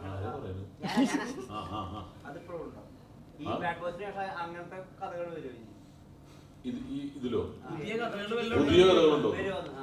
ഇല്ലില്ല. അത് ഇനി ഒരു പടം പ്രൊഡ്യൂസ് ചെയ്യാൻ പോകുന്നുണ്ട്. അപ്പൊ ഈ അടുത്ത പടത്തിൽ നമ്മൾ വേണമെന്നുണ്ടെങ്കിൽ ഇതുപോലുള്ള കഥകൾ പറയാൻ പാടില്ല എന്നുള്ളൊരു എഗ്രിമെന്റ് ഉണ്ട്. അതുകൊണ്ട് പുതിയ കഥകളൊന്നുമില്ല. പക്ഷെ ഞാൻ പറഞ്ഞല്ലോ, ഇതൊരു ബെൽറ്റ് ആയിരിക്കും. ആ ഒരു ഡയലോഗ് കാരണം പുള്ളി അതിന് മുമ്പുള്ള ടിനിറ്റാണ് ഫ്യൂ മൊമെന്റ്സ് ലേറ്ററിന് അതിനുശേഷമുള്ള ടിനിറ്റോമിയുടെ ലൈഫ് എടുത്തത് പുള്ളി പുതിയ വീട് വെച്ച് വേറെ സ്റ്റേറ്റിലെ ചിന്ന വീടൊക്കെ വെച്ച് അതൊക്കെ ഒരു കമ്മിറ്റി നടന്നുകൊണ്ടിരിക്കുന്നു. മസ്താങ് കാർ മേടിച്ച് കുറേ ഇമ്പ്രൂവ്മെന്റ് ആയി. എനിക്ക് ഒന്നും കിട്ടിയില്ല. പുള്ളി പുതിയ തോക്ക് മേടിച്ചു. അത് തന്നെയാണ് പുതിയ തോക്ക് മേടിച്ചിട്ടുള്ളത്. ചില കഥാപാത്രങ്ങൾ നമ്മളിലേക്ക് എത്താൻ അത്തരത്തിലൊരു ഫീലിംഗ് തീർച്ചയായിട്ടും ഉണ്ടായിരുന്നു. കാരണം വെച്ചാൽ ഇതൊരു ഞാൻ പറഞ്ഞ ക്യാരക്ടേഴ്സ് മൊത്തം ഈ കഥയിൽ എല്ലാവരും എന്തെങ്കിലും ബോഡി ലാംഗ്വേജിലോ സംസാരത്തിലോ രൂപത്തിലോ എന്തെങ്കിലുമൊക്കെ ഒരു ഹ്യൂമർ സൃഷ്ടിക്കാൻ ഉള്ളൊരു ശ്രമത്തിലാണ്. അപ്പം എൻ്റെ ക്യാരക്ടറിന് പ്രത്യേകിച്ച് എൻ്റെ ക്യാരക്ടറിന് എല്ലാം ഉണ്ടായിരുന്നു. അപ്പോൾ അതിൻ്റെ ഡിഫിക്കൽട്ടീസ് ഉണ്ട് ആസ് എൻ ആക്ടർ. ഒരു അഴിഞ്ഞാട്ടുള്ള കളി പിന്നെ അങ്ങനെയൊക്കെ ഉണ്ട്. അതുകൊണ്ട് ഈ മുമ്പ് ചിത്രങ്ങളിലൊക്കെ ഒരു എന്റർടൈൻമെന്റ് പാക്ഡ് ആയിട്ട് ഡാൻസും പാട്ടും അങ്ങനെ ഫുൾ ഓൺ ആയിട്ടുള്ള ഒരു ക്യാരക്ടേഴ്സ് ഒക്കെ കണ്ടത് അത്തരത്തിലൊരു ചിത്രമാണോ? അതെ, തീർച്ചയായിട്ടും അങ്ങനത്തെ ഒരു അടിച്ചുപൊളി പടം. ഈ ആവേശം ഇറങ്ങിയ സമയത്ത് പറഞ്ഞത് ഈ ഫഹദിന്റെ രാജമാണിക്യമാണ് ആവേശം എന്നുള്ള രീതിയിൽ. അങ്ങനെയാണെങ്കിൽ ഇത് ഇങ്ങനെ റഹ്മാനിക്കയുടെ ഒരു ചോട്ടാ മുംബൈ അങ്ങനെ റഹ്മാൻ സാറിന്റെ ചോട്ടാ മുംബൈ, മറ്റേത് ഫഹദിന്റെ രാജമാണിക്കാണെങ്കിൽ ഇത് റഹ്മാൻ സാറിന്റെ ചോട്ടാ മുംബൈ. ഒമറിക്ക ഇപ്പം റീസെൻ്റ്ലി ഇറങ്ങിയ പടങ്ങൾക്ക് കുറേ ക്രിറ്റിസിസം നേരിട്ടു. ഇപ്പോൾ ഫസ്റ്റ് ഇറങ്ങിയ പടം ഫസ്റ്റ് വീക്കിൽ തിയേറ്ററിൽ ആൾ വരാഞ്ഞപ്പോൾ കരഞ്ഞിരുന്ന ഒരാളാണ്. അപ്പോൾ ഇതിൻ്റെ ഒരു അതെ അപ്പോൾ ഇതിൻ്റെ ഒരു ടീസർ തൊട്ട് കണ്ടു തുടങ്ങിയപ്പം എനിക്ക് പേഴ്സണലി തോന്നിയത് അതിനെല്ലാം ഉള്ളൊരു മറുപടി ആയിട്ടാണ് ഈ ഒരു സിനിമ ചെയ്തിരിക്കുന്നതെന്നാണ്. അപ്പോൾ അത്തരത്തിൽ അങ്ങനെ ഒരു വാശിപ്പുറത്ത് ചെയ്ത പടമാണോ ബാഡ് ബോയ്സ്? തീർച്ചയായിട്ടും ഞാൻ പറഞ്ഞില്ലേ, അതായത് എനിക്ക് എല്ലാ തരം പ്രേക്ഷകർക്കും കൂടി കാണാൻ പറ്റുന്ന ഒരു ചിത്രം എടുക്കുക എന്നുള്ള എൻ്റെ ഒരു വാശിയായിരുന്നു. കാരണം ഈ പറഞ്ഞ പോലെ കാറ്റഗറൈസ് ചെയ്യാൻ ശ്രമിക്കണ പോലെ എനിക്ക് തോന്നിയിട്ടുണ്ട് ഒരുപാട്. അപ്പൊ അതിനുള്ള ഒരു മറുപടി എന്നുള്ള രീതിയിൽ തന്നെയാണ് ഈ ചിത്രം എടുത്തിട്ടുള്ളത്. പിന്നെ ഇതില് മറ്റൊരു പ്രത്യേകത എന്താണെന്ന് വെച്ചാൽ ഇപ്പൊ റഹ്മാൻ സാറ്, ബാബു അന്നിച്ചേട്ടൻ, പിന്നെ ശങ്കർ സാറ് എല്ലാവരും ഉണ്ട്. അപ്പൊ പഴയ ആ ഒരു എന്താ പറയാ നമ്മുടെയൊക്കെ ചെറുപ്പത്തിലെ ആ ഒരു വിന്റേജ് കോമ്പോനെ തിരിച്ച് ഇത് റീഫ്രഷ് ചെയ്തിട്ട് പുതിയൊരു മാക്സ് പ്രോ ആക്കിയിട്ട് കാണിച്ചതില് അതൊക്കെ ഭയങ്കര സന്തോഷമുള്ള കാര്യമാണ്. ഇത്രയും നമ്പർ ഓഫ് ആർട്ടിസ്റ്റുകളെ കൊണ്ടുവരുമ്പോൾ പ്രൊഡ്യൂസറിനെ കൺവിൻസ് ചെയ്യണമല്ലോ. അപ്പോൾ എങ്ങനെയാണ് ഇവരെ കൺവിൻസ് ചെയ്തത്? അല്ല, സാറിന് ഞങ്ങൾ വന്ന് പറഞ്ഞു. അപ്പൊ ഷീലുവിന് ഫസ്റ്റ് കഥ ഇഷ്ടമായി, സാറിന് കഥ ഇഷ്ടമായി. അങ്ങനെ പിന്നെ ഇവരും അബ്രാം സാറും ഉണ്ടായിരുന്നു. ഇത്രയും ആർട്ടിസ്റ്റുകളെ ഇതിലെ ഒരു കാര്യം കൂടെ പറയാം. ഈ പടത്തില് ഈ പടത്തില് വന്ന ആർട്ടിസ്റ്റ് എല്ലാം ഇഷ്ടപ്പെട്ട അഭിനയിച്ചിരിക്കുന്നത് ഞാൻ ഉൾപ്പെടെ. വേറൊരു കാര്യം പറയാം, ബാലചേട്ടൻ പൈസ പോലും മേടിച്ചിട്ടില്ല. ബാലചേട്ടൻ ഫ്രീ ആയിട്ട് വന്നിട്ടാണ് എനിക്ക് അഭിനയിച്ചു തന്നത്. ഇല്ല, പ്രൊഡ്യൂസർ റെഡി, അവർ തരാനിരുന്നതാണ്. പക്ഷെ എൻ്റെ ഒരു ഇഷ്ടം കൊണ്ടും പിന്നെ അവിടെ ഞാൻ ഇത്രയും വർഷം കഴിഞ്ഞ് നല്ല ഓർമ്മയിലുണ്ട് എനിക്ക് അഭിനയിച്ചത്. ഇത്രയും വർഷം കഴിഞ്ഞ് അഭിനയിക്കുമ്പോൾ ഞാൻ തന്നെയാണ് പറഞ്ഞത് പ്രൊഡ്യൂസർക്ക് റെഡിയായിരുന്നു എനിക്ക് ശമ്പളം കൊടുക്കാനായിട്ട്. ഞാൻ പറഞ്ഞു ഒരു നല്ല പടം, കമേഴ്ഷ്യൽ പടം, എനിക്ക് ശമ്പളം വേണ്ടാന്ന് ഞാൻ പറഞ്ഞു. പക്ഷെ പടം ഹിറ്റാവുമ്പോൾ ഡെഫിനറ്റ്ലി ഹിറ്റാവും. പാവപ്പെട്ടവർക്ക് ഒരു നല്ലത് മാത്രം ചെയ്യാം, പടം വിജയിക്കും ഞാൻ പറഞ്ഞു. ഈ റഹ്മാൻ സാറൊക്കെ സത്യം ഈ മമ്മൂക്കാലാണ് ഈ ഒരു കാറ്റഗറിയിലേക്ക് പറയുന്നത് സ്ക്രീൻ പ്രസൻസിന്റെ കാര്യത്തിൽ എന്താണ് ഇദ്ദേഹത്തിനെയൊക്കെ ഈ ഗണത്തിൽ കൂട്ടുന്നതെന്ന് ചോദിക്കുന്നത്. സ്ക്രീൻ പ്രസൻസിന്റെ അത് ആ മോണിറ്ററി കാണാൻ ഒരു ഫീൽ ഉണ്ടല്ലോ, അത് ഇങ്ങനെ പലപ്പോഴും ഇങ്ങനെ ഷെയർ ചെയ്തിട്ടുണ്ടായിരുന്നു. അപ്പം ഒരു ഡയറക്ടർ പെർസ്പെക്റ്റീവില് ഇത് എത്രത്തോളം ആസ്വദിക്കുന്നു? അല്ല, ഞാനിത് സത്യം പറഞ്ഞു കഴിഞ്ഞാൽ ഈ പടം കണ്ടു കഴിഞ്ഞിട്ട് ഞാൻ ഭയങ്കര ഒരു വാവ് അടിച്ചിട്ടുണ്ട്. കാരണം സാറിന്റെ ഒരു ഓറഞ്ച് സ്ക്രീൻ പ്രസൻസ് ഒക്കെ ഉണ്ട്. അപ്പൊ എനിക്ക് സത്യം പറഞ്ഞു കഴിഞ്ഞാൽ എനിക്ക് പേഴ്സണലി ഭയങ്കര വിഷമമായി. അതായത് സാർ എന്തുകൊണ്ട് ഇത്ര നാള് ഇങ്ങനത്തെ ഒരു സാധനം ചെയ്തില്ല? അല്ലെങ്കിൽ ഇപ്പൊ ഈ സിനിമ ഇതിങ്ങനെ ഹിറ്റായി കഴിഞ്ഞാല് ഇതിന്റെ ഗുണം മറ്റുള്ള ഡയറക്ടേഴ്സിന് എല്ലാവർക്കും കൂടി. ഒന്നാമതേ ഇവിടെ മലയാളത്തിലെ ആർട്ടിസ്റ്റുകളുടെ ഡേറ്റ് കിട്ടാൻ ഭയങ്കര ബുദ്ധിമുട്ടാണ്. അപ്പൊ സാറിനെ പോലെ ഒരാള് വീണ്ടും വന്ന് ഇതേപോലെ മാസ് ഇമ്പാക്റ്റുള്ള മാസ് കോമഡിയും എല്ലാം കലർന്നിട്ടുള്ള ഒരു ഫിലിമുകൾ ചെയ്യുക, അതൊക്കെ ഇൻഡസ്ട്രിക്ക് ഭയങ്കര ഗുണമുള്ള കാര്യങ്ങളാണ്. അപ്പൊ ഇനിയും ഒരുപാട് താരങ്ങൾ വരട്ടെ. ഞങ്ങൾക്ക് സംവിധായകർക്കൊക്കെ ഞങ്ങളുടെ മനസ്സിൽ കണ്ടറിഞ്ഞ് സിനിമ ചെയ്യാൻ പറ്റുന്ന അത്രയധികം താരങ്ങൾ ഉണ്ടാവട്ടെ.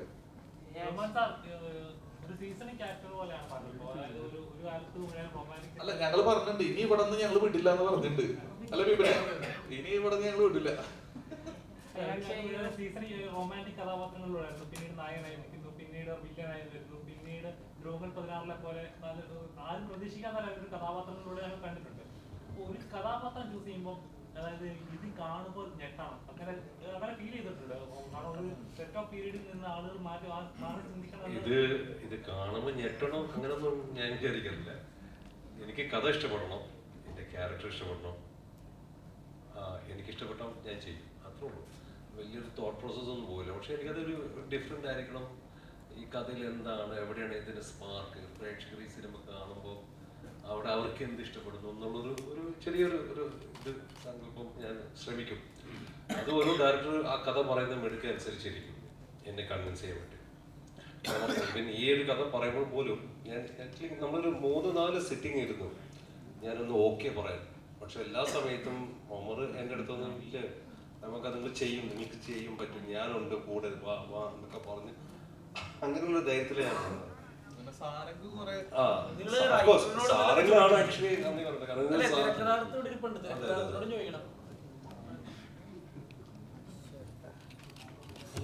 ഇത്തരം താരങ്ങളെ വെച്ച് ചെയ്യുമ്പോൾ തന്നെ എല്ലാവരും ഓരോരോ ഫീൽഡിൽ നല്ല രീതിയിൽ കഥാപാത്രങ്ങൾ പ്രേക്ഷകരിലേക്ക് പതിപ്പിച്ച ഓരോ വ്യക്തികളാണ്. അപ്പൊ അങ്ങനെയുള്ള വ്യക്തികളെ വെച്ചിട്ട് ഇത്രയും അടുപ്പിച്ച് ചെയ്യുമ്പോൾ ഓരോ കഥാപാത്രങ്ങൾക്ക് അതിന് പ്രാധാന്യം ഉണ്ടായിരിക്കും. ഓരോ കഥാപാത്രം പ്ലേസ് ചെയ്യാനായിട്ട്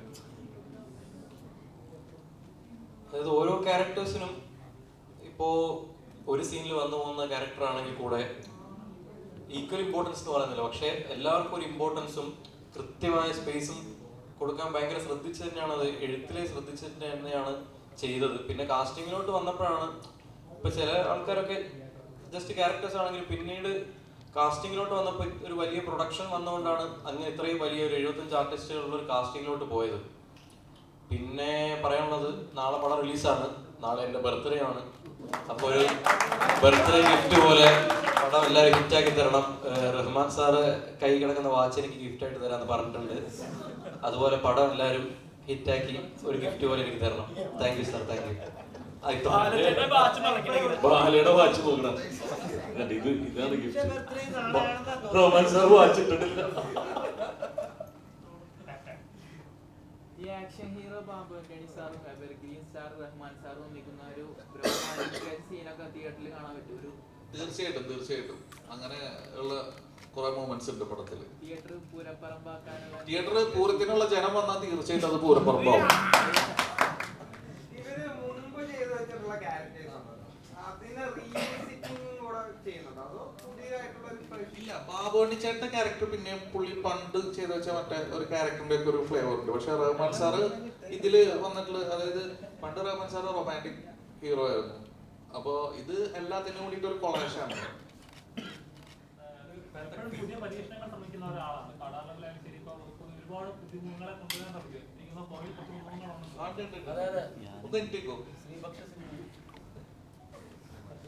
എങ്ങനെയുണ്ടായിരുന്നു ഇത്രയും വലിയ എക്സ്പീരിയൻസ് ഉള്ള ആക്ടേഴ്സിന്?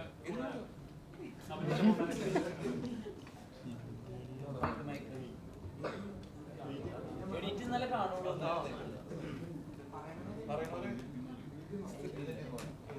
നല്ല എക്സ്പീരിയൻസ് ആയിരുന്നു. പറഞ്ഞ പോലെ എൻ്റെ ഫസ്റ്റ് മൂവിയാണ്, അടിപൊളിയായിരുന്നു.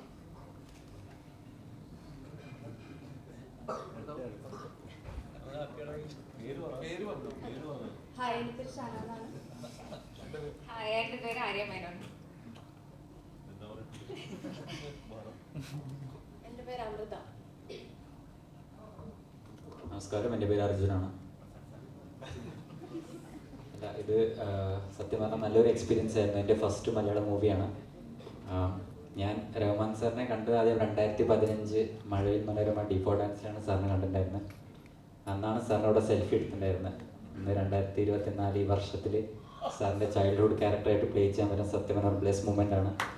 So thank you to Umar sir and the bad boys team chance opportunity തരാൻ വേണ്ടി.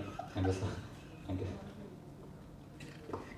ഈ ഇപ്പം നമ്മള് താരങ്ങളെ കാണാൻ നേരത്തെ ഇങ്ങനെ ഒബ്സർവ് ചെയ്യാൻ നേരത്തെ അവരെന്ത് ചെയ്യുന്നു, എങ്ങനെ ഇരിക്കുന്നു, ആ ഒരു ഒബ്സർവേഷൻ നിങ്ങൾക്ക് എപ്പോഴും ഉണ്ടാവും. കാര്യം ഒരുപാട് ചിത്രങ്ങൾ കണ്ടതിന് ശേഷമായിരിക്കും, ഇവരുടെ സ്ക്രീൻ പ്രസൻസ് ഒക്കെ കണ്ടതിന് ശേഷമായിരിക്കും നിങ്ങൾ ഇവര് അഭിനയിക്കുന്നതാണ്. ആ ഒരു മൊമെന്റ് എങ്ങനെയാണ്?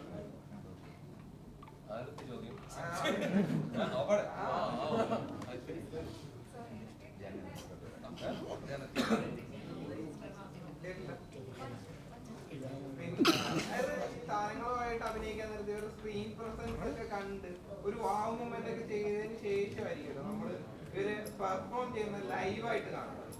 അതോടൊപ്പം തന്നെ ഇവര് സെറ്റിലിരിക്കുന്നു, എന്ത് ചെയ്യുന്നു, എന്ത് കഴിക്കുന്നു, എങ്ങോട്ട് നോക്കുന്നു എന്നൊക്കെ ഒരു ഇതുണ്ടാവില്ല. നമ്മളിപ്പോ ഈ പറഞ്ഞ റാം സാറിനെ ആണെങ്കിലും മമ്മൂക്കാനെയൊക്കെ കാണാൻ നേരത്ത് നമ്മുടെ കണ്ണ് അവരിലേക്കായിരിക്കും. അപ്പൊ അങ്ങനത്തെ ഒരു എക്സ്പീരിയൻസ് ഒക്കെ എങ്ങനെ ഉണ്ടായിരുന്നു?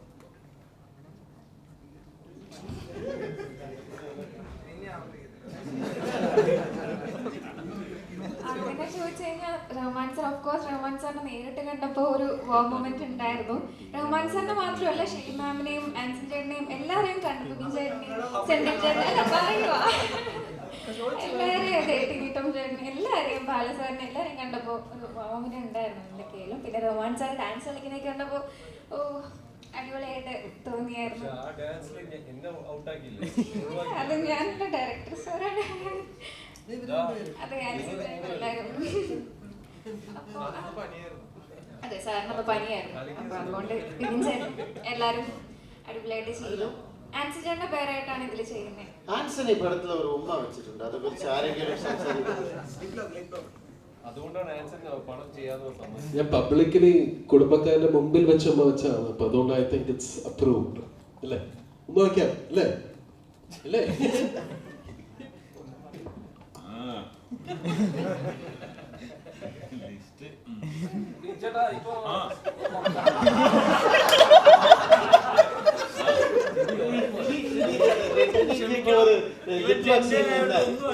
നിങ്ങൾ ചെയ്യുമോ? ഇത്രയും പേരുടെ മുമ്പിലാണ് ചെയ്യും. മമ്മൂക്കിന്റെ കൂടെ ഒന്നും കാണാറില്ല. ഇപ്പൊ ബിഷാരിനാണ് കൂടുതൽ സമയം നിങ്ങൾ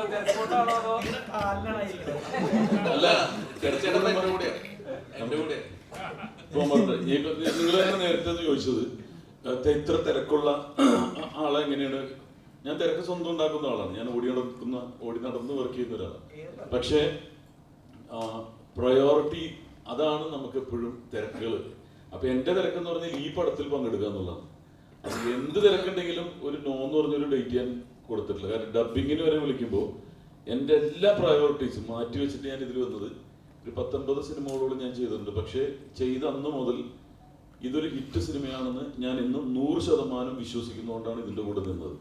അപ്പൊ നാളെ അത് നിങ്ങൾക്ക് തിയേറ്ററിൽ അത് എക്സ്പീരിയൻസ് ചെയ്യാൻ സാധിക്കും. എന്തുകൊണ്ട് ഇതിൻ്റെ അകത്ത് ഇത്രയും ആർട്ടിസ്റ്റുകൾ ഇത്ര ആത്മാർത്ഥമായിട്ട് നിൽക്കാൻ കാരണം എന്ന് പറഞ്ഞാൽ ആ ഒരു ഹിറ്റ് വൈബ് ഫസ്റ്റ് ദിവസം പോലെ എനിക്ക് ഫീൽ ചെയ്തിരുന്ന ആ ഒരു ബ്ലെസ്സിങ് ഉള്ളൊരു സിനിമയാണ്. അപ്പൊ തീർച്ചയായിട്ടും നാളെ ഈ പറഞ്ഞ ഉത്തരം നിങ്ങൾ റിവൈൻഡ് ചെയ്തിട്ട് നോക്കിയിട്ടുണ്ടെങ്കിൽ സാധിക്കും എന്തുകൊണ്ടാണ് നമ്മൾ എല്ലാ തിരക്കും മാറ്റിയിട്ട് ഒമറിന്റെ കൂടെ തന്നെ നിന്നതെന്നുള്ളത്. പിന്നെ മമ്മൂക്കയുടെ കൂടെ നിൽക്കാന്ന് പറഞ്ഞാല് അല്ല ഇവന്റെ എല്ലാം ചീഞ്ഞോണ്, എല്ലാ ഐറ്റംസും ഇത് മമ്മൂക്ക ഞാൻ തിരക്കാണെന്ന് അറിയുന്നത് കാണുന്നതാണ് ഇഷ്ടം ഇന്ന സിനിമയിൽ. കാരണം അവിടെ തന്നെ നിൽക്കാനല്ലല്ലോ നമ്മൾ വന്നിരിക്കുന്നത്. അദ്ദേഹത്തിൽ നിന്ന് പഠിക്കാനുള്ളത് ഞാൻ വളരെ കുറച്ച് സമയം കൊണ്ട് പഠിച്ചു. ഒരുപാട് സിനിമകൾ ചെയ്യാൻ സാധിച്ചു. എന്ത് കാര്യം ഉണ്ടെങ്കിലും ഞാൻ അപ്പോൾ ഷെയർ ചെയ്യാറുണ്ട്. ഈ പറയുന്ന ഫോട്ടോസ് ഞാൻ ബഹുമാനിക്കാൻ വേണ്ടി ഇരിക്കുന്ന ഫോട്ടോസ് ഷെയർ ചെയ്യാൻ അപ്പം തന്നെ തമ്പ് വരാറുണ്ട്. എപ്പോഴും കമ്മ്യൂണിക്കേഷൻ ഉള്ള ആൾക്കാരാണ്. അതാണ് വേണ്ടത്. അല്ലാതെ നമ്മളെപ്പോഴും ഞാനിങ്ങനെ കൂടെയുണ്ട് നിങ്ങളെ അറിയിച്ചിട്ട് കാര്യമില്ല. ഞാൻ പക്ഷെ കൂടെയുണ്ട് അദ്ദേഹത്തിന്റെ കൂടെ. ഏതൊരു സന്ദർഭത്തിലും അദ്ദേഹത്തിന്റെ ബ്ലെസ്സിങ്സ് നേടാറുണ്ട്. ഇപ്പൊ നാളെ സിനിമ ഇറങ്ങുമ്പോൾ അതിനു മുമ്പ് ഞാൻ ഒരു ബ്ലെസ്സിങ് നേടും അദ്ദേഹത്തിന്റെ. ഒരു ബിഗ് ബ്രദർ തന്നെയാണ്, എനിക്കൊരു സ്മോൾ ബ്രദറും ഉണ്ട് ഇനി റഹ്മാൻ സാറല്ലേ. അപ്പോൾ ഇത് തന്നെയാണ്. അപ്പൊ ഈ 75ഓളം ആർട്ടിസ്റ്റുകൾ എങ്ങനെ ഇതിൽ കോർഡിനേറ്റ് ചെയ്യുന്നുള്ളത് അതൊരു കൺട്രോളറിന്റെ കഴിവ് തന്നെയാണ്. ഇക്ബാൽ പനായിക്കുള്ള ആണെങ്കിലും ഞാൻ പറയുന്നത് ഇക്ബാൽ പനായിക്കുള്ള ആണെങ്കിൽ പക്ഷെ യഥാർത്ഥത്തില് ദൈവം തന്നെയായിരുന്നു കൺട്രോളർ. കാരണം നമുക്ക് ഒരുപാട് നമുക്ക് പറ്റാത്ത കാലാവസ്ഥകൾ, മഴ, ചൂട് എല്ലാം ഉണ്ടായിട്ട് ഒരു ബ്ലോക്കും ഇല്ലാതെ നമുക്ക് സിനിമ ഇന്നിപ്പോ നിങ്ങളുടെ മുന്നിൽ ഇരിക്കാൻ സാധിച്ചത് ദൈവത്തിന്റെ ബ്ലെസ്സിങ് തന്നെയാണ്. നാളെ തിയേറ്ററിൽ ഹിറ്റ് ആകുമ്പോഴും ആ ബ്ലെസ്സിങ് ഉണ്ടാവും എന്നുള്ളത് യാതൊരു സംശയം.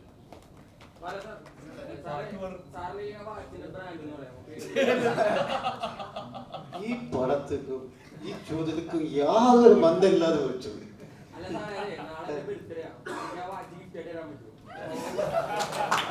ആധാർ കാർഡ്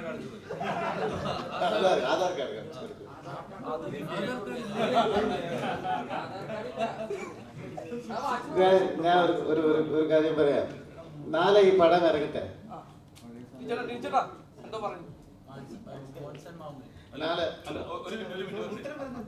എന്റെ വാച്ച് മോതിരം ഒന്നും ചോദിക്കരുത്, ഭാവിയിൽ വേറെ പ്രശ്നത്തിൽ. ആ പേര് ഞാൻ പറയാനുള്ള ജോൺസൺ, ജോൺസൺ, ആൻസൺ, അതുമായിട്ട് സാമ്യമുള്ള ഈ പ്രസ് മീറ്റിനിടയ്ക്ക് ഇവർ ഒരു മീറ്റിംഗ് വെച്ച് എനിക്ക് വേണ്ടി മാത്രമേ ഇവർ സംസാരിച്ചു. എന്താ വെച്ചാൽ ഈ പടം ഒന്ന് ഇറങ്ങട്ടെ. ഈ പടം ഇറങ്ങി കഴിഞ്ഞാൽ ഇതിൽ അഭിനയിച്ച എല്ലാ ആർട്ടിസ്റ്റുക്കും നല്ല ഒരു മാർക്കറ്റ് വരും. നല്ല പടങ്ങൾ, കുറെ പടങ്ങൾ വരട്ടെ. എല്ലാവരും ഇതുപോലെ വാച്ച് ചെയ്തിട്ടെ. എനിക്ക് കുറെ ബർത്ത്ഡേ വരട്ടെ. ഇവർ കയ്യിലേന്ന് പിടി ആഘോഷിക്കും. നിന്റെ പേരെന്താ? നിന്റെ പേരെന്താ? വിഘ്നേഷ്. നിന്റെ ചാനൽ ഏതാ? ശരി, വീട്ടിലേക്ക് വേണം തരാം കേട്ടോ. തരുൺ പറഞ്ഞാൽ തന്നിരിക്കും ഉറപ്പ്. ഈ വാച്ച് അല്ല, വേറെ വാച്ച്. നീ നാളെ നാളെ എന്റെ ഒരു റിക്വസ്റ്റ് ആണ്, എന്റെ ഒരു റിക്വസ്റ്റ് ആണ്. ഇത്രയും ദിവസത്തിൽ ഈ പടം എടുത്താലും ഇത്രയും ആക്ടേഴ്സ് വെച്ചിട്ട് നമ്മുടെ ഈക്ക ഉൾപ്പെടെ ഒരു പുതിയ ഗെറ്റപ്പില് അത്രയും ഒരു ഹാർഡ് വർക്കിലാണ് ഈ പടം നാളെ ഇറങ്ങുന്നത്. മനസ്സുകൊണ്ട് നിങ്ങളെടുത്ത് ഞാൻ ഒരു കാര്യം പറയാം. പടം ഇഷ്ടപ്പെട്ടാൽ ഇതൊന്ന് ഹിറ്റാക്കി തരുമോ പ്ലീസ്? ഹിറ്റാക്കി തരാം. ഇത് ആത്മാർത്ഥമായ, കാരണം ഇപ്പോൾ ഇൻഡസ്ട്രിയിലെ എന്തൊക്കെ കഷ്ടങ്ങൾ നടക്കുന്നതെന്ന് അറിയാം. ഓരോരുത്തർ ഉള്ളിൽ നമ്മളിപ്പോൾ ചിരിച്ചുകൊണ്ട് ഇവിടെ ഇരുന്നാലും ചില വേദനക്കുള്ള കാര്യങ്ങളൊക്കെ മനസ്സിനകത്തുണ്ട്, ഇല്ലെന്ന് പറയാൻ പറ്റില്ല, കലാകാർക്കുണ്ട്. പക്ഷേ ഒരു പടം വിജയിക്കുമ്പോൾ അതിലൊരു ഭാഗമാകുമ്പോൾ എല്ലാ കഷ്ടങ്ങളും മാറി ഈ വ്യവസായം, സിനിമ എന്ന് പറയുന്ന വ്യവസായം ഭയങ്കരമായിട്ട് വളരും. ഇതുകൊണ്ട് നടന്മാർ മാത്രമല്ല, ഡയറക്ടർ മാത്രമല്ല, പ്രൊഡ്യൂസർ മാത്രമല്ല, ഇതിൽ 24 ക്രാഫ്റ്റ് ഉണ്ട്. പാവപ്പെട്ട കുടുംബങ്ങൾ എത്രയോ പേരുണ്ട്. ഇനി ഒരു പടം വിജയിച്ചാൽ ഇനി ഒരു 10 പടം വരും. ഇതേ അബാം പ്രൊഡ്യൂസേഴ്സ് ഇനി ഒരു 30-40 പടങ്ങൾ, വലിയ പടങ്ങൾ പ്രൊഡ്യൂസ് ചെയ്യും. ഈ വ്യവസായം ഇനിയും മുമ്പോട്ട് പോകണം. അതിനു വേണ്ടി നിങ്ങൾ എല്ലാവരും, മീഡിയ എല്ലാവരും നെഗറ്റീവ് മാറ്റി വെച്ചിട്ട് നിങ്ങൾ എല്ലാവരെയും നിങ്ങളോട് ഒരു സുഹൃത്തായിട്ട് കൺസിഡർ ചെയ്ത് ഈ പടം ഒന്ന് ഹിറ്റാക്കി ഇഷ്ടപ്പെട്ട. Thank you so much. Vishnu മാത്രല്ല ഇതില് ഫിറോസ് ഉണ്ട്, ഡേഞ്ചർ ഫിറോസ്. അപ്പൊ വിഷ്ണുവിനെ ഞാൻ ഇതിൽ കാസ്റ്റ് ചെയ്യാൻ ഒരു കാരണം എന്താന്ന് വെച്ചാൽ, ഞാൻ ബിഗ് ബോസിൽ ചെന്ന് ആ ഡോർ ഓപ്പൺ ചെയ്ത് നേരെ കയറി വഴി തന്നെ വിഷ്ണു എന്നോട് ചോദിച്ചു, ആരാ മനസ്സിലായില്ലല്ലോ എന്ന് ചോദിച്ചു. അങ്ങനെ എന്തോ ചോദിച്ചു അവൻ എൻ്റെ അടുത്ത്, അല്ലേ ആരാണ് മനസ്സിലായില്ല എന്ന് പറഞ്ഞു. അപ്പൊ ഞാൻ മനസ്സിൽ തീരുമാനിച്ചതാണ് എന്റെ അടുത്ത പടത്തിൽ ഞാൻ അഭിനയിപ്പിക്കൂടാന്ന്. അതുകൊണ്ടാണ് വിഷ്ണുവിനെ വിളിപ്പിച്ചത്. ഇപ്പൊ അവന് മനസ്സിലായി ഞാൻ വേറെ ഒരു കാര്യം കൂടെ ഉണ്ട് ഈ പടത്തിനകത്ത്. ഒരു പടം റിലീസായി കഴിഞ്ഞാൽ ആ പടം ഫസ്റ്റ് ഷോ കഴിഞ്ഞിട്ടല്ലേ ഈ റിവ്യൂവേഴ്സ് ഒക്കെ വന്ന് റിവ്യൂ ഒക്കെ പറയുന്നത്. പക്ഷേ അതിന് മുമ്പേ അല്ല, സസ്പെൻസ് അല്ല, ആൾറെഡി വന്നിട്ടുണ്ട് ന്യൂസ്. ഈ പടത്തിന് മുമ്പ് തന്നെ റിവ്യൂസ് ഒക്കെ നിങ്ങൾ കാണേണ്ടി വരും, ഷോയിൽ തന്നെ കാണേണ്ടി വരും. അങ്ങനത്തെ ഒരു സസ്പെൻസ് ഒക്കെ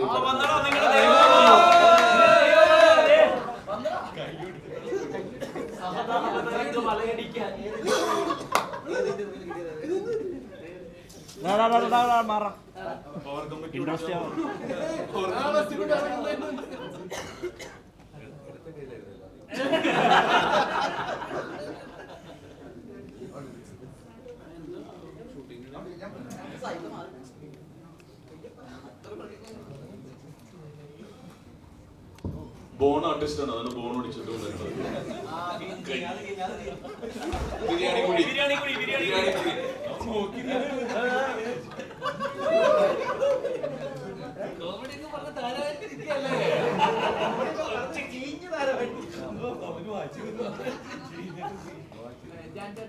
പോലീസ് റോളിലാണ് വരുന്നത്. എന്താണ് റോളിനെ പറ്റിയത് പറയാവോ? പോലീസ് റോളിലാണ് ബാഡ് ബോയ്സിൽ വരുന്നത്. എടാ അബാമിന്റെ പടം കഥയൊന്നും അറിയില്ല,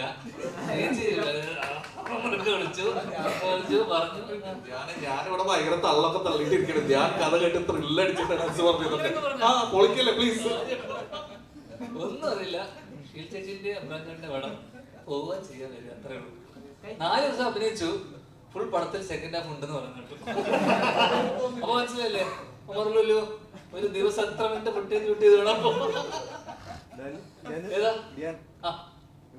ഞങ്ങൾ ഇവിടെ ഇത്രയും നേരം പ്രസ് മീറ്റ് നടത്തിയല്ലേ, ശരിക്കും പറഞ്ഞു കഴിഞ്ഞാൽ ധ്യാന്റെ ഒരു പ്രസ് മീറ്റിന്റെ ആ ഒരു വൈബ് ഇവിടെ ഉണ്ടായിരുന്നു. അതിന് പ്രത്യേക വല്ല കോഴ്സ് വർക്ക് കൊടുത്തിരുന്നു. അതായത് പടം ഇറങ്ങുന്നതിന് മുമ്പ് ഇന്റർവ്യൂവിലെല്ലാം നിങ്ങൾ ഇങ്ങനെ ചെയ്യണം എന്ന് റഹ്മാനിക്ക് കാണുന്ന വരുന്ന സെറ്റില് റഹ്മാനിക്കാൻ എങ്ങനെയായിരുന്നു വിപിനെ താഴോട്ട് ഇറക്കി ഇറക്കി ഇറക്കി ഇറക്കി ആദ്യം ICSE CBSE ആയിരുന്നു. താഴോട്ട് താഴോട്ട് താഴോട്ട് അങ്ങനെ അടിച്ചില്ലേ ഇവിടെ ഒന്ന് ഫ്ലോ മൂടായി കഴിഞ്ഞാൽ തുടങ്ങിയോളൂ.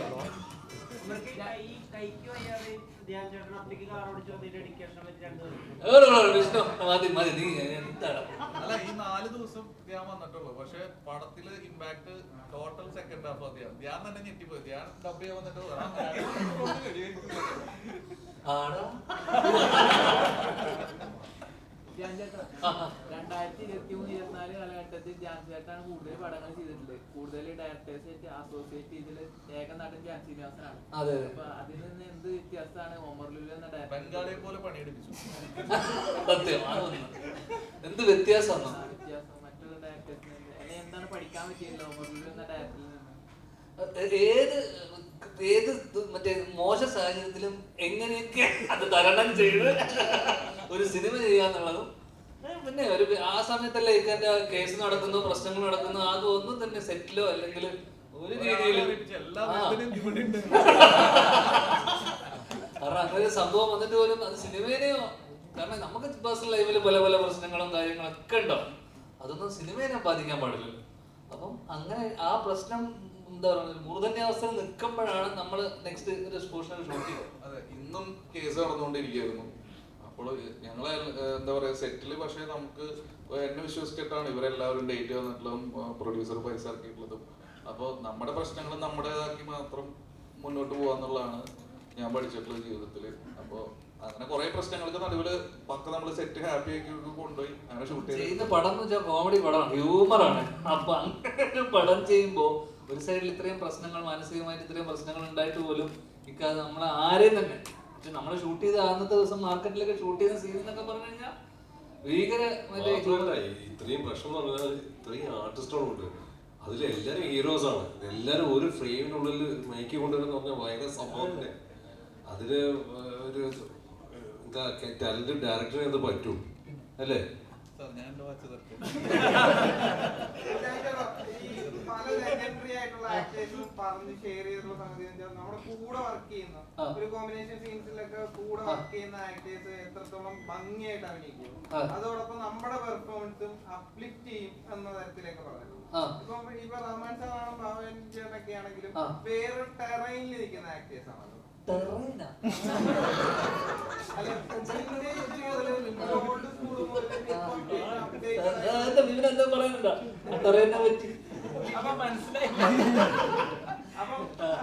അവരുമായിട്ട് പെർഫോം ചെയ്യാൻ നേരത്തുള്ള ഒരു ഇത് എടാ, പക്ഷേ എന്റെ ഒരു എക്സ്പീരിയൻസ് കഴിഞ്ഞ കുറച്ച് കാലയളവിലുള്ള എന്റെ എക്സ്പീരിയൻസ് റഹ്മാനിക്കൊക്കെ ഇല്ലല്ലോ.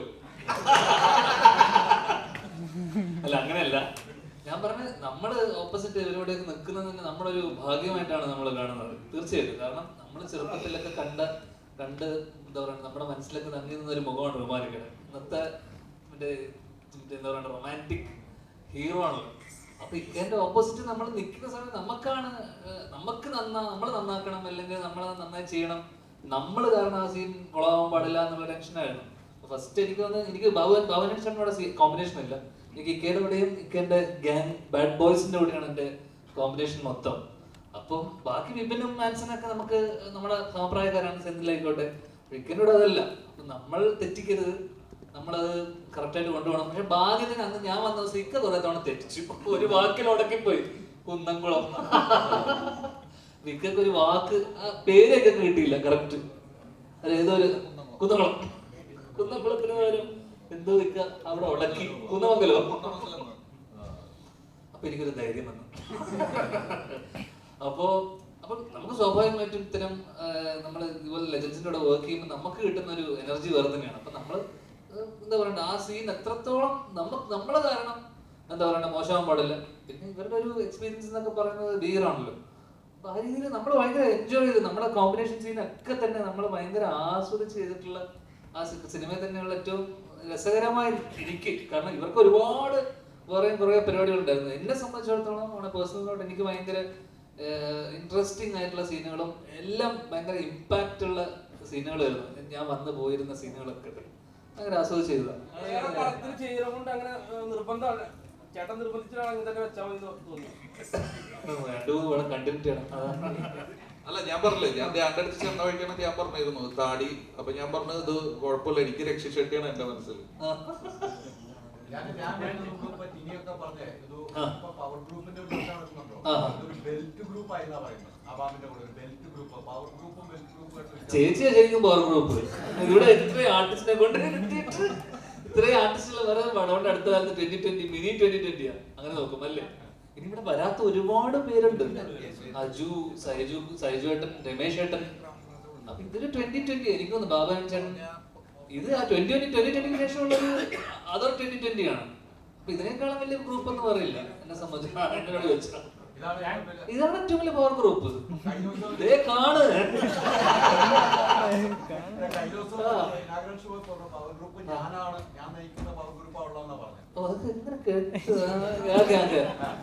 ഞാൻ പറഞ്ഞത് അങ്ങനെയല്ല. ഞാൻ പറഞ്ഞതെന്ന് വെച്ച് കഴിഞ്ഞാൽ ഇപ്പൊ കഴിഞ്ഞ കുറച്ച് വർഷം ഏറ്റവും കൂടുതൽ സിനിമ ചെയ്യുന്ന എണ്ണം നോക്കുമ്പോ ഏറ്റവും കൂടുതൽ സിനിമ ചെയ്യുന്ന ഞാനാണ്. അങ്ങനെ നോക്കുമ്പോ ഇപ്പം ബാബുവേട്ടനെ പറ്റി, കാരണം ബാബുവേട്ടനെ പറ്റിയൊക്കെ കുറെ ഇത് വന്നല്ലോ. അപ്പൊ വെച്ചാൽ ഇവർ അവസരം ഇല്ലാതാക്കുന്നു എന്ന് പറയുന്നുണ്ടല്ലോ. അപ്പൊ ബാബുവേട്ടനൊക്കെ എന്റെ അറിവില് ഞാൻ വല്ലപ്പോഴും ബാബുവേട്ടനെ വിളിച്ചിട്ട് ബാബുവേട്ട നമ്മളൊരു പടമുണ്ട്, പരിപാടി ഉണ്ടെന്നുണ്ട് ബാബുവേട്ടൻ ഞാൻ വിളിച്ചിട്ട് നമ്മുടെ സിനിമകളിലൊക്കെ ഭാഗമാക്കാറുണ്ട്. അപ്പൊ അവരൊക്കെ എങ്ങനെയാണ് മറ്റുള്ളവരുടെ അവസരം ഇല്ലാതാക്കുന്നത് എനിക്ക് മനസ്സിലായിട്ടില്ല. എന്നുവെച്ചാൽ പവർ ഗ്രൂപ്പിന്റെ ആക്ടിവിറ്റീസ് എന്താണെന്ന് ഇതുവരെ എനിക്ക് മനസ്സിലായിട്ടില്ല. അപ്പൊ ഇങ്ങനെ ഒരു പവർ ഗ്രൂപ്പ് ഉണ്ടെന്ന് റിപ്പോർട്ടിൽ പറയുന്നു. പക്ഷെ എന്തൊക്കെയാണ് ഇവർ ചെയ്യുന്നത്? അവസരം ഇല്ലാതാക്കലായിരിക്കുമല്ലോ പ്രധാനമായി ചെയ്യുന്നത്. അപ്പൊ ഞാൻ നോക്കിയപ്പോ ഏറ്റവും കൂടുതൽ സിനിമ ചെയ്യുന്ന ഞാനാണ്. അപ്പൊ ഞാനായിരിക്കണമല്ലോ. അപ്പൊ അതെ, അങ്ങനെ നോക്കുമ്പോ ഞാനായിരിക്കണം അവസരം ഇല്ലാതാക്കുന്ന ഒരാൾ. ഞാൻ വെറുതെ തമാശ പറഞ്ഞതാണ്. കാരണം അങ്ങനെ ഒരു ഗ്രൂപ്പ് ഉണ്ടെന്ന് നമുക്ക് ഹേമ കമ്മിറ്റി റിപ്പോർട്ടിൽ പറഞ്ഞിരിക്കുന്ന പല കാര്യങ്ങളിലും സത്യാവസ്ഥയുണ്ട്. അവര് അനുഭവിച്ച ദുരനുഭവങ്ങളൊക്കെ തന്നെ ആയിരിക്കും അതിൽ പറഞ്ഞിട്ടുള്ളത്. പക്ഷെ ചില കാര്യങ്ങളോട് നമുക്ക് കേട്ട കാര്യങ്ങളോട് നമുക്ക് യോജിപ്പുള്ള കാര്യങ്ങളൊന്നായിരുന്നു ഈ പവർ ഗ്രൂപ്പ്. കാരണം എന്റെ അറിവിൽ അങ്ങനെ ഒരു ഗ്രൂപ്പോ അങ്ങനെയാണെങ്കിൽ ഇവിടെ ഫേവറേറ്റ്സ് ഒക്കെ ഉണ്ട്. നമ്മളിപ്പം ഒരു സമയത്ത് വിനീത് ശ്രീനിവാസിന്റെ ഗ്രൂപ്പ്, ആഷിക്ക ഒരു ഗ്യാങ്, അങ്ങനെ ഒരു ഫേവറേറ്റിസം അല്ലെങ്കിൽ അങ്ങനെ ഒരു സംഭവം ഉണ്ട് എന്തൊക്കെ പറഞ്ഞാലും. അല്ലാതെ അതിന്റെ മുകളിൽ ഒരു പവർ ഗ്രൂപ്പ് എന്ന് പറഞ്ഞൊരു സാധനം ഇത്രയും കാലം എന്റെ എനിക്ക് മനസ്സിലായ സംഭവം എന്ന് വെച്ചാൽ ഈ പവർ ഗ്രൂപ്പിൽ ചിലപ്പോൾ നമ്മളും ഉണ്ടാവാം. നമ്മൾ പോലും അറിയാതെ ചിലപ്പോൾ നമ്മൾ മറ്റുള്ളവരെ ഇപ്പൊ ഞാനും ധ്യാനും ഫ്രണ്ട്സാണ്. അപ്പൊ ഞാൻ പടം ചെയ്യുമ്പോ ധ്യാൻ മതി, അപ്പൊ അവിടെ വേറെ അവസരം പോകും. അപ്പൊ നമ്മൾ പരമാവധി എന്താന്ന് വെച്ചാല് കൺസിഡർ ചെയ്യുക എല്ലാവരും. അത്രേ ഉള്ളൂ. അതിനപ്പുറം അതിനൊരു ഗ്രൂപ്പിസം എന്നൊക്കെ നമ്മൾ ആദ്യമേ പറയുമല്ലോ. Belt, Trivandrum belt, Kochi belt, മറ്റേത് ബെൽറ്റ് എന്നൊക്കെ പറയണ പോലെ അത് ഇഷ്ടമുള്ള ആൾക്കാർ. ഇപ്പൊ നെപ്പോ കിഡ്സിനെ വെച്ചിട്ടാണ് ഏട്ടൻ വർഷങ്ങൾക്ക് ശേഷം ചെയ്തത്. എന്നുവെച്ചാൽ എല്ലാ മക്കളും ബിപിൻ ജോർജിനൊക്കെ വിളിക്കായിരുന്നു ധ്യാന്റെ ക്യാരക്ടർ ചെയ്യാൻ. അതിന്റെ അച്ഛന്റെ പേര് കൂട്ടാൻ പറ്റില്ല. അപ്പൊ ഞാൻ പറഞ്ഞ ആ രീതിയിൽ വിനീത് ശ്രീനിവാസൻ പവർ ഗ്രൂപ്പിൽ അല്ലേ അങ്ങനെ പറഞ്ഞു വരുമ്പോ അല്ലേ വെച്ചാൽ പുള്ളിയുടെ കുറച്ച് ആൾക്കാരെ വെച്ചിട്ട് ഗ്രൂപ്പിസ് എന്നും ഉണ്ടല്ലോ, എന്നും നിലനിൽക്കുന്ന എന്നാണ്. പക്ഷെ എനിക്ക് അപ്പോഴും മനസ്സിലാവാതെ പോയ ഒരു ടേം ഈ പവർ ഗ്രൂപ്പാണ്. എന്താണ് പവർ ഗ്രൂപ്പ് എന്ന് പറഞ്ഞ ഇതുകൊണ്ട് അവർ ഉദ്ദേശിച്ചതെന്ന് നമുക്ക് മനസ്സിലായിട്ടില്ല. അപ്പൊ അത് എനിക്ക് തോന്നുന്നു അവിടെ തന്നെയുള്ള പലരും പറഞ്ഞ കാര്യങ്ങളായിരിക്കും ഇങ്ങനെ ഒരു ഗ്രൂപ്പ് ഉണ്ടെന്നും. ഒരു പ്രാവശ്യം രാജിവെച്ചാണ് വീണ്ടും കമ്മിറ്റിയിലുണ്ടായിരുന്നല്ലേ? അതെ, നല്ലല്ലേ? പവർ ഗ്രൂപ്പ് എന്ന് പറഞ്ഞുകൊണ്ട് കുറെ ഫേക്ക് അലിഗേഷൻസ് ഒക്കെ വരുന്നുണ്ട്. ചേട്ടൻ കണ്ടതാണ്. പിന്നെ അതേപോലെ തന്നെ ഇവിടെ അത് പ്രൂവ് ചെയ്ത് ഫേക്ക് അലിഗേഷൻ ആണ് പ്രൂവ് ചെയ്ത് തെളിഞ്ഞു. പക്ഷെ ചേട്ടൻ വീണ്ടും കംപ്ലൈന്റ് കൊടുത്തിട്ടുള്ളത് സിനിമ ഇൻഡസ്ട്രിയിൽ നിന്ന് തന്നെ ആരോ എന്നെ എതിർക്കുന്ന എന്ന രീതിയിലാണ് കംപ്ലൈന്റ് കൊടുത്തിട്ടുള്ളത്.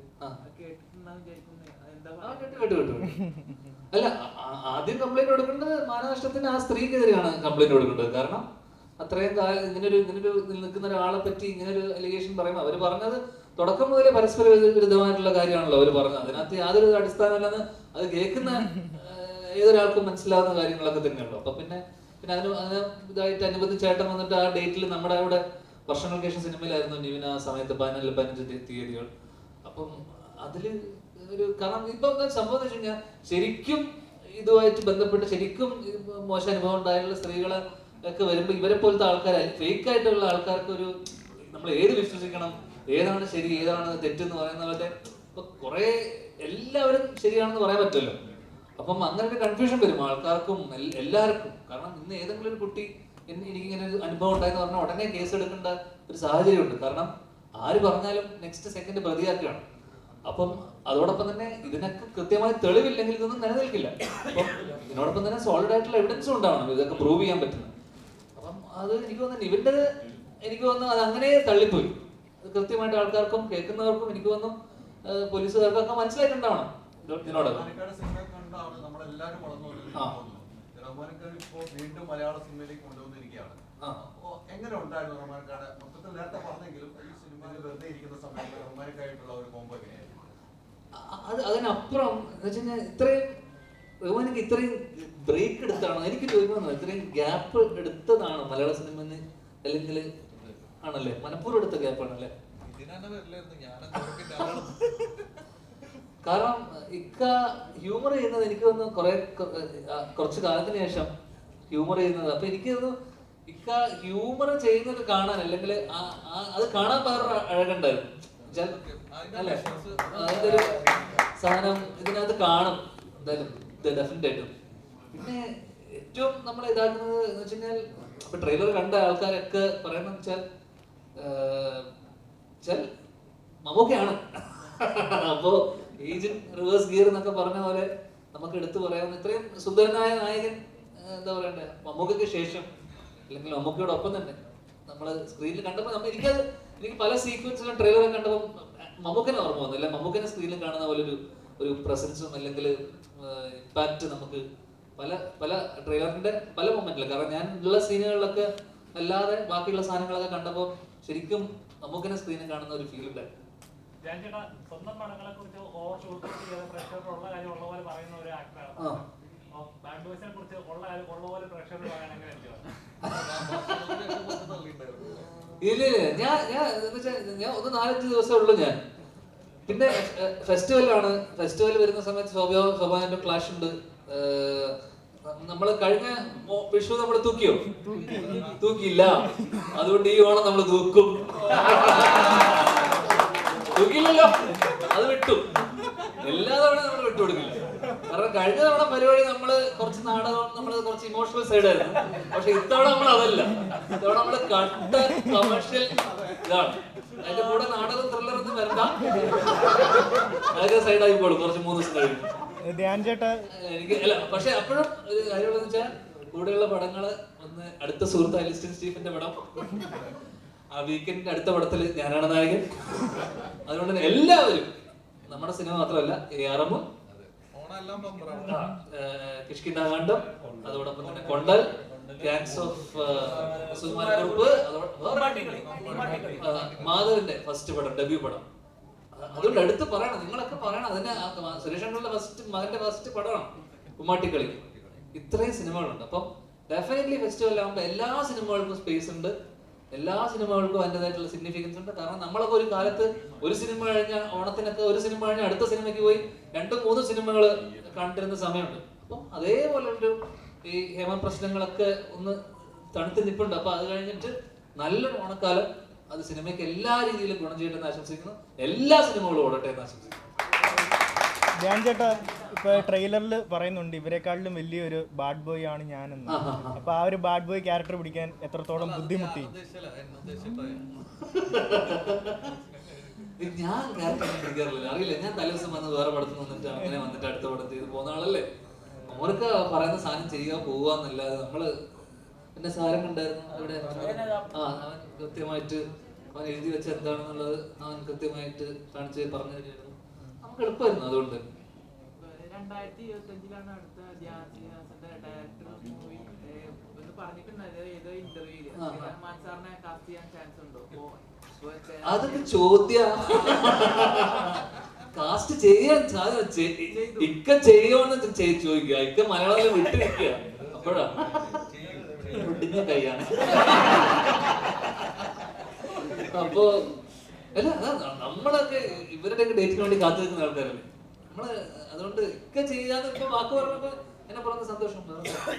ചേട്ടാ ഈ ഇപ്പൊ ഓണത്തിലുണ്ടല്ലോ ഒരുപാട് ആഡ് ഫിലിംസും കാര്യങ്ങളൊക്കെ ആയിട്ട് ഫുൾ ബിസി ആണല്ലോ. ലാലേട്ടനെക്കാട്ടിയും കൂടുതൽ ഈ ഓണത്തില് അത് എക്സ്പ്ലോർ ചെയ്തത് ആഡ് ഫിലിംസിന്റെ അത്. ലാലേട്ടന്റെ മൈജിക്ക് എന്നെ വിളിച്ചിട്ട് എനിക്ക് ഡേറ്റിൽ എന്നും പോകാൻ പറ്റില്ല. നീരജ് ചെയ്തു. നീരജ് ചെയ്തല്ല, മൈജിക്ക് വിളിച്ച സമയത്ത് ബേസിലും ഞാനായിരുന്നു. ഞാൻ ആ തിരിയുടെ മലയാളിക്ക് പറഞ്ഞ അവര് പറയുന്ന പൈസക്ക് പോവാം, പറയുന്ന പൈസക്ക് പോവാം. അവരപ്പോ ലാലേട്ടനേക്കാളും പൈസ ചോദിച്ചു.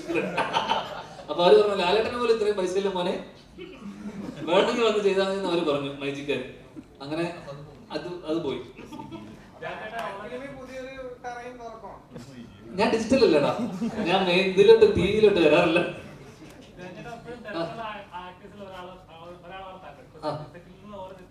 പ്ലസ് പരസ്യം ഇനോഗ്രേഷൻ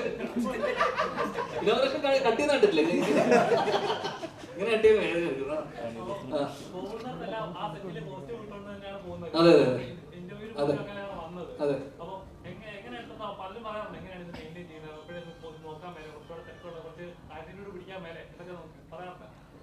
ഇതൊക്കെ പിടിച്ച സിനിമ ഇല്ലാതെ ആയിപ്പോയാലോ? എന്തിനാ ഇപ്പൊ ഉള്ളത് പോലെ പോട്ടേന്നേ, അതല്ലേ നല്ലത് അല്ലേ? ചേട്ടാ കൈ ഒടിഞ്ഞ കഥ പറയുന്നു.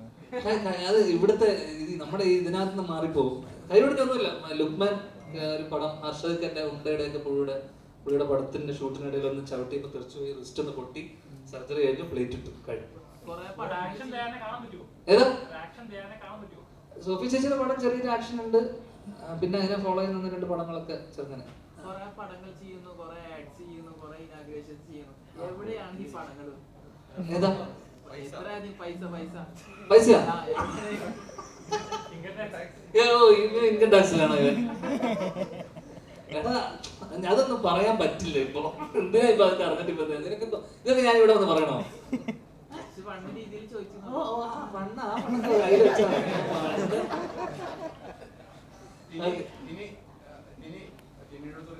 കോമഡിക്ക് ടൈമായി.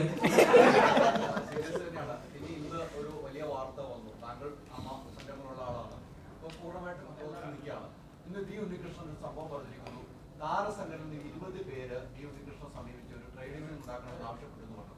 അതുമായിട്ട് ബന്ധപ്പെട്ട് നിങ്ങൾ എന്തെങ്കിലും ചർച്ച നടത്തിയിരുന്നു? അതേക്കുറിച്ച് എന്തെങ്കിലും അറിയോ? എനിക്കിപ്പോ ഇവിടെ ഇരിക്കുന്ന 20 പേരെ കുറിച്ച് മാത്രമേ അറിയാമോ. വേറെ ആൾക്കാരെ കുറിച്ച് ഒന്നും അറിയില്ല, വേറെ ഒന്നും അറിഞ്ഞിട്ടില്ല. നമ്മൾ വേറെ കമ്മ്യൂണിക്കേഷൻ ഉണ്ട്, എനിക്കറിയില്ല.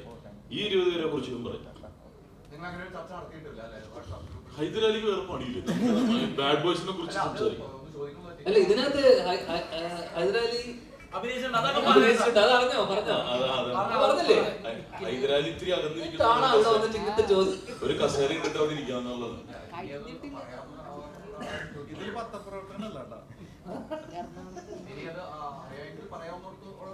ഞങ്ങള് തമ്മിൽ അഡ്വോക്കേറ്റ് കമ്മിറ്റി ഉണ്ട്, പക്ഷെ അവര് തമ്മിൽ ആരും അറിഞ്ഞിട്ടില്ല. ഇപ്പൊ ഞാൻ സഞ്ചരിക്കുന്നത് ഈ ഗ്രൂപ്പിന്റെ കൂടെയാണ് 20 ദിവസമായിട്ട്. അപ്പൊ അതുകൊണ്ട് ഈ 20 പേരെ കുറിച്ചാണ് എനിക്കറിയാവുന്നത്. കൃത്യമായിട്ട് എല്ലാ കാര്യവും അറിയാം. ബാലയുടെ തന്നെ എല്ലാ സീക്രട്ടും എനിക്കറിയാം, ബാല ഉൾപ്പെടെയുള്ളത്. പുറത്ത് തന്നെ ഷൂട്ട് ചെയ്തിട്ട്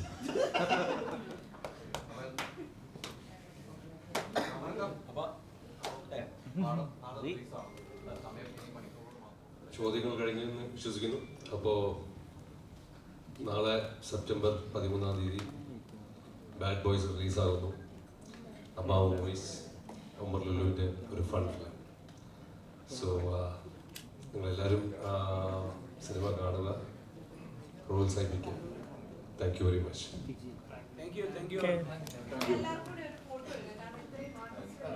എല്ലാവർക്കും എൻ്റെ ഓണാശംസകൾ ഫ്രോം ബാഡ് ബോയ്സ്. ആരെങ്കിലും എടുക്കാം.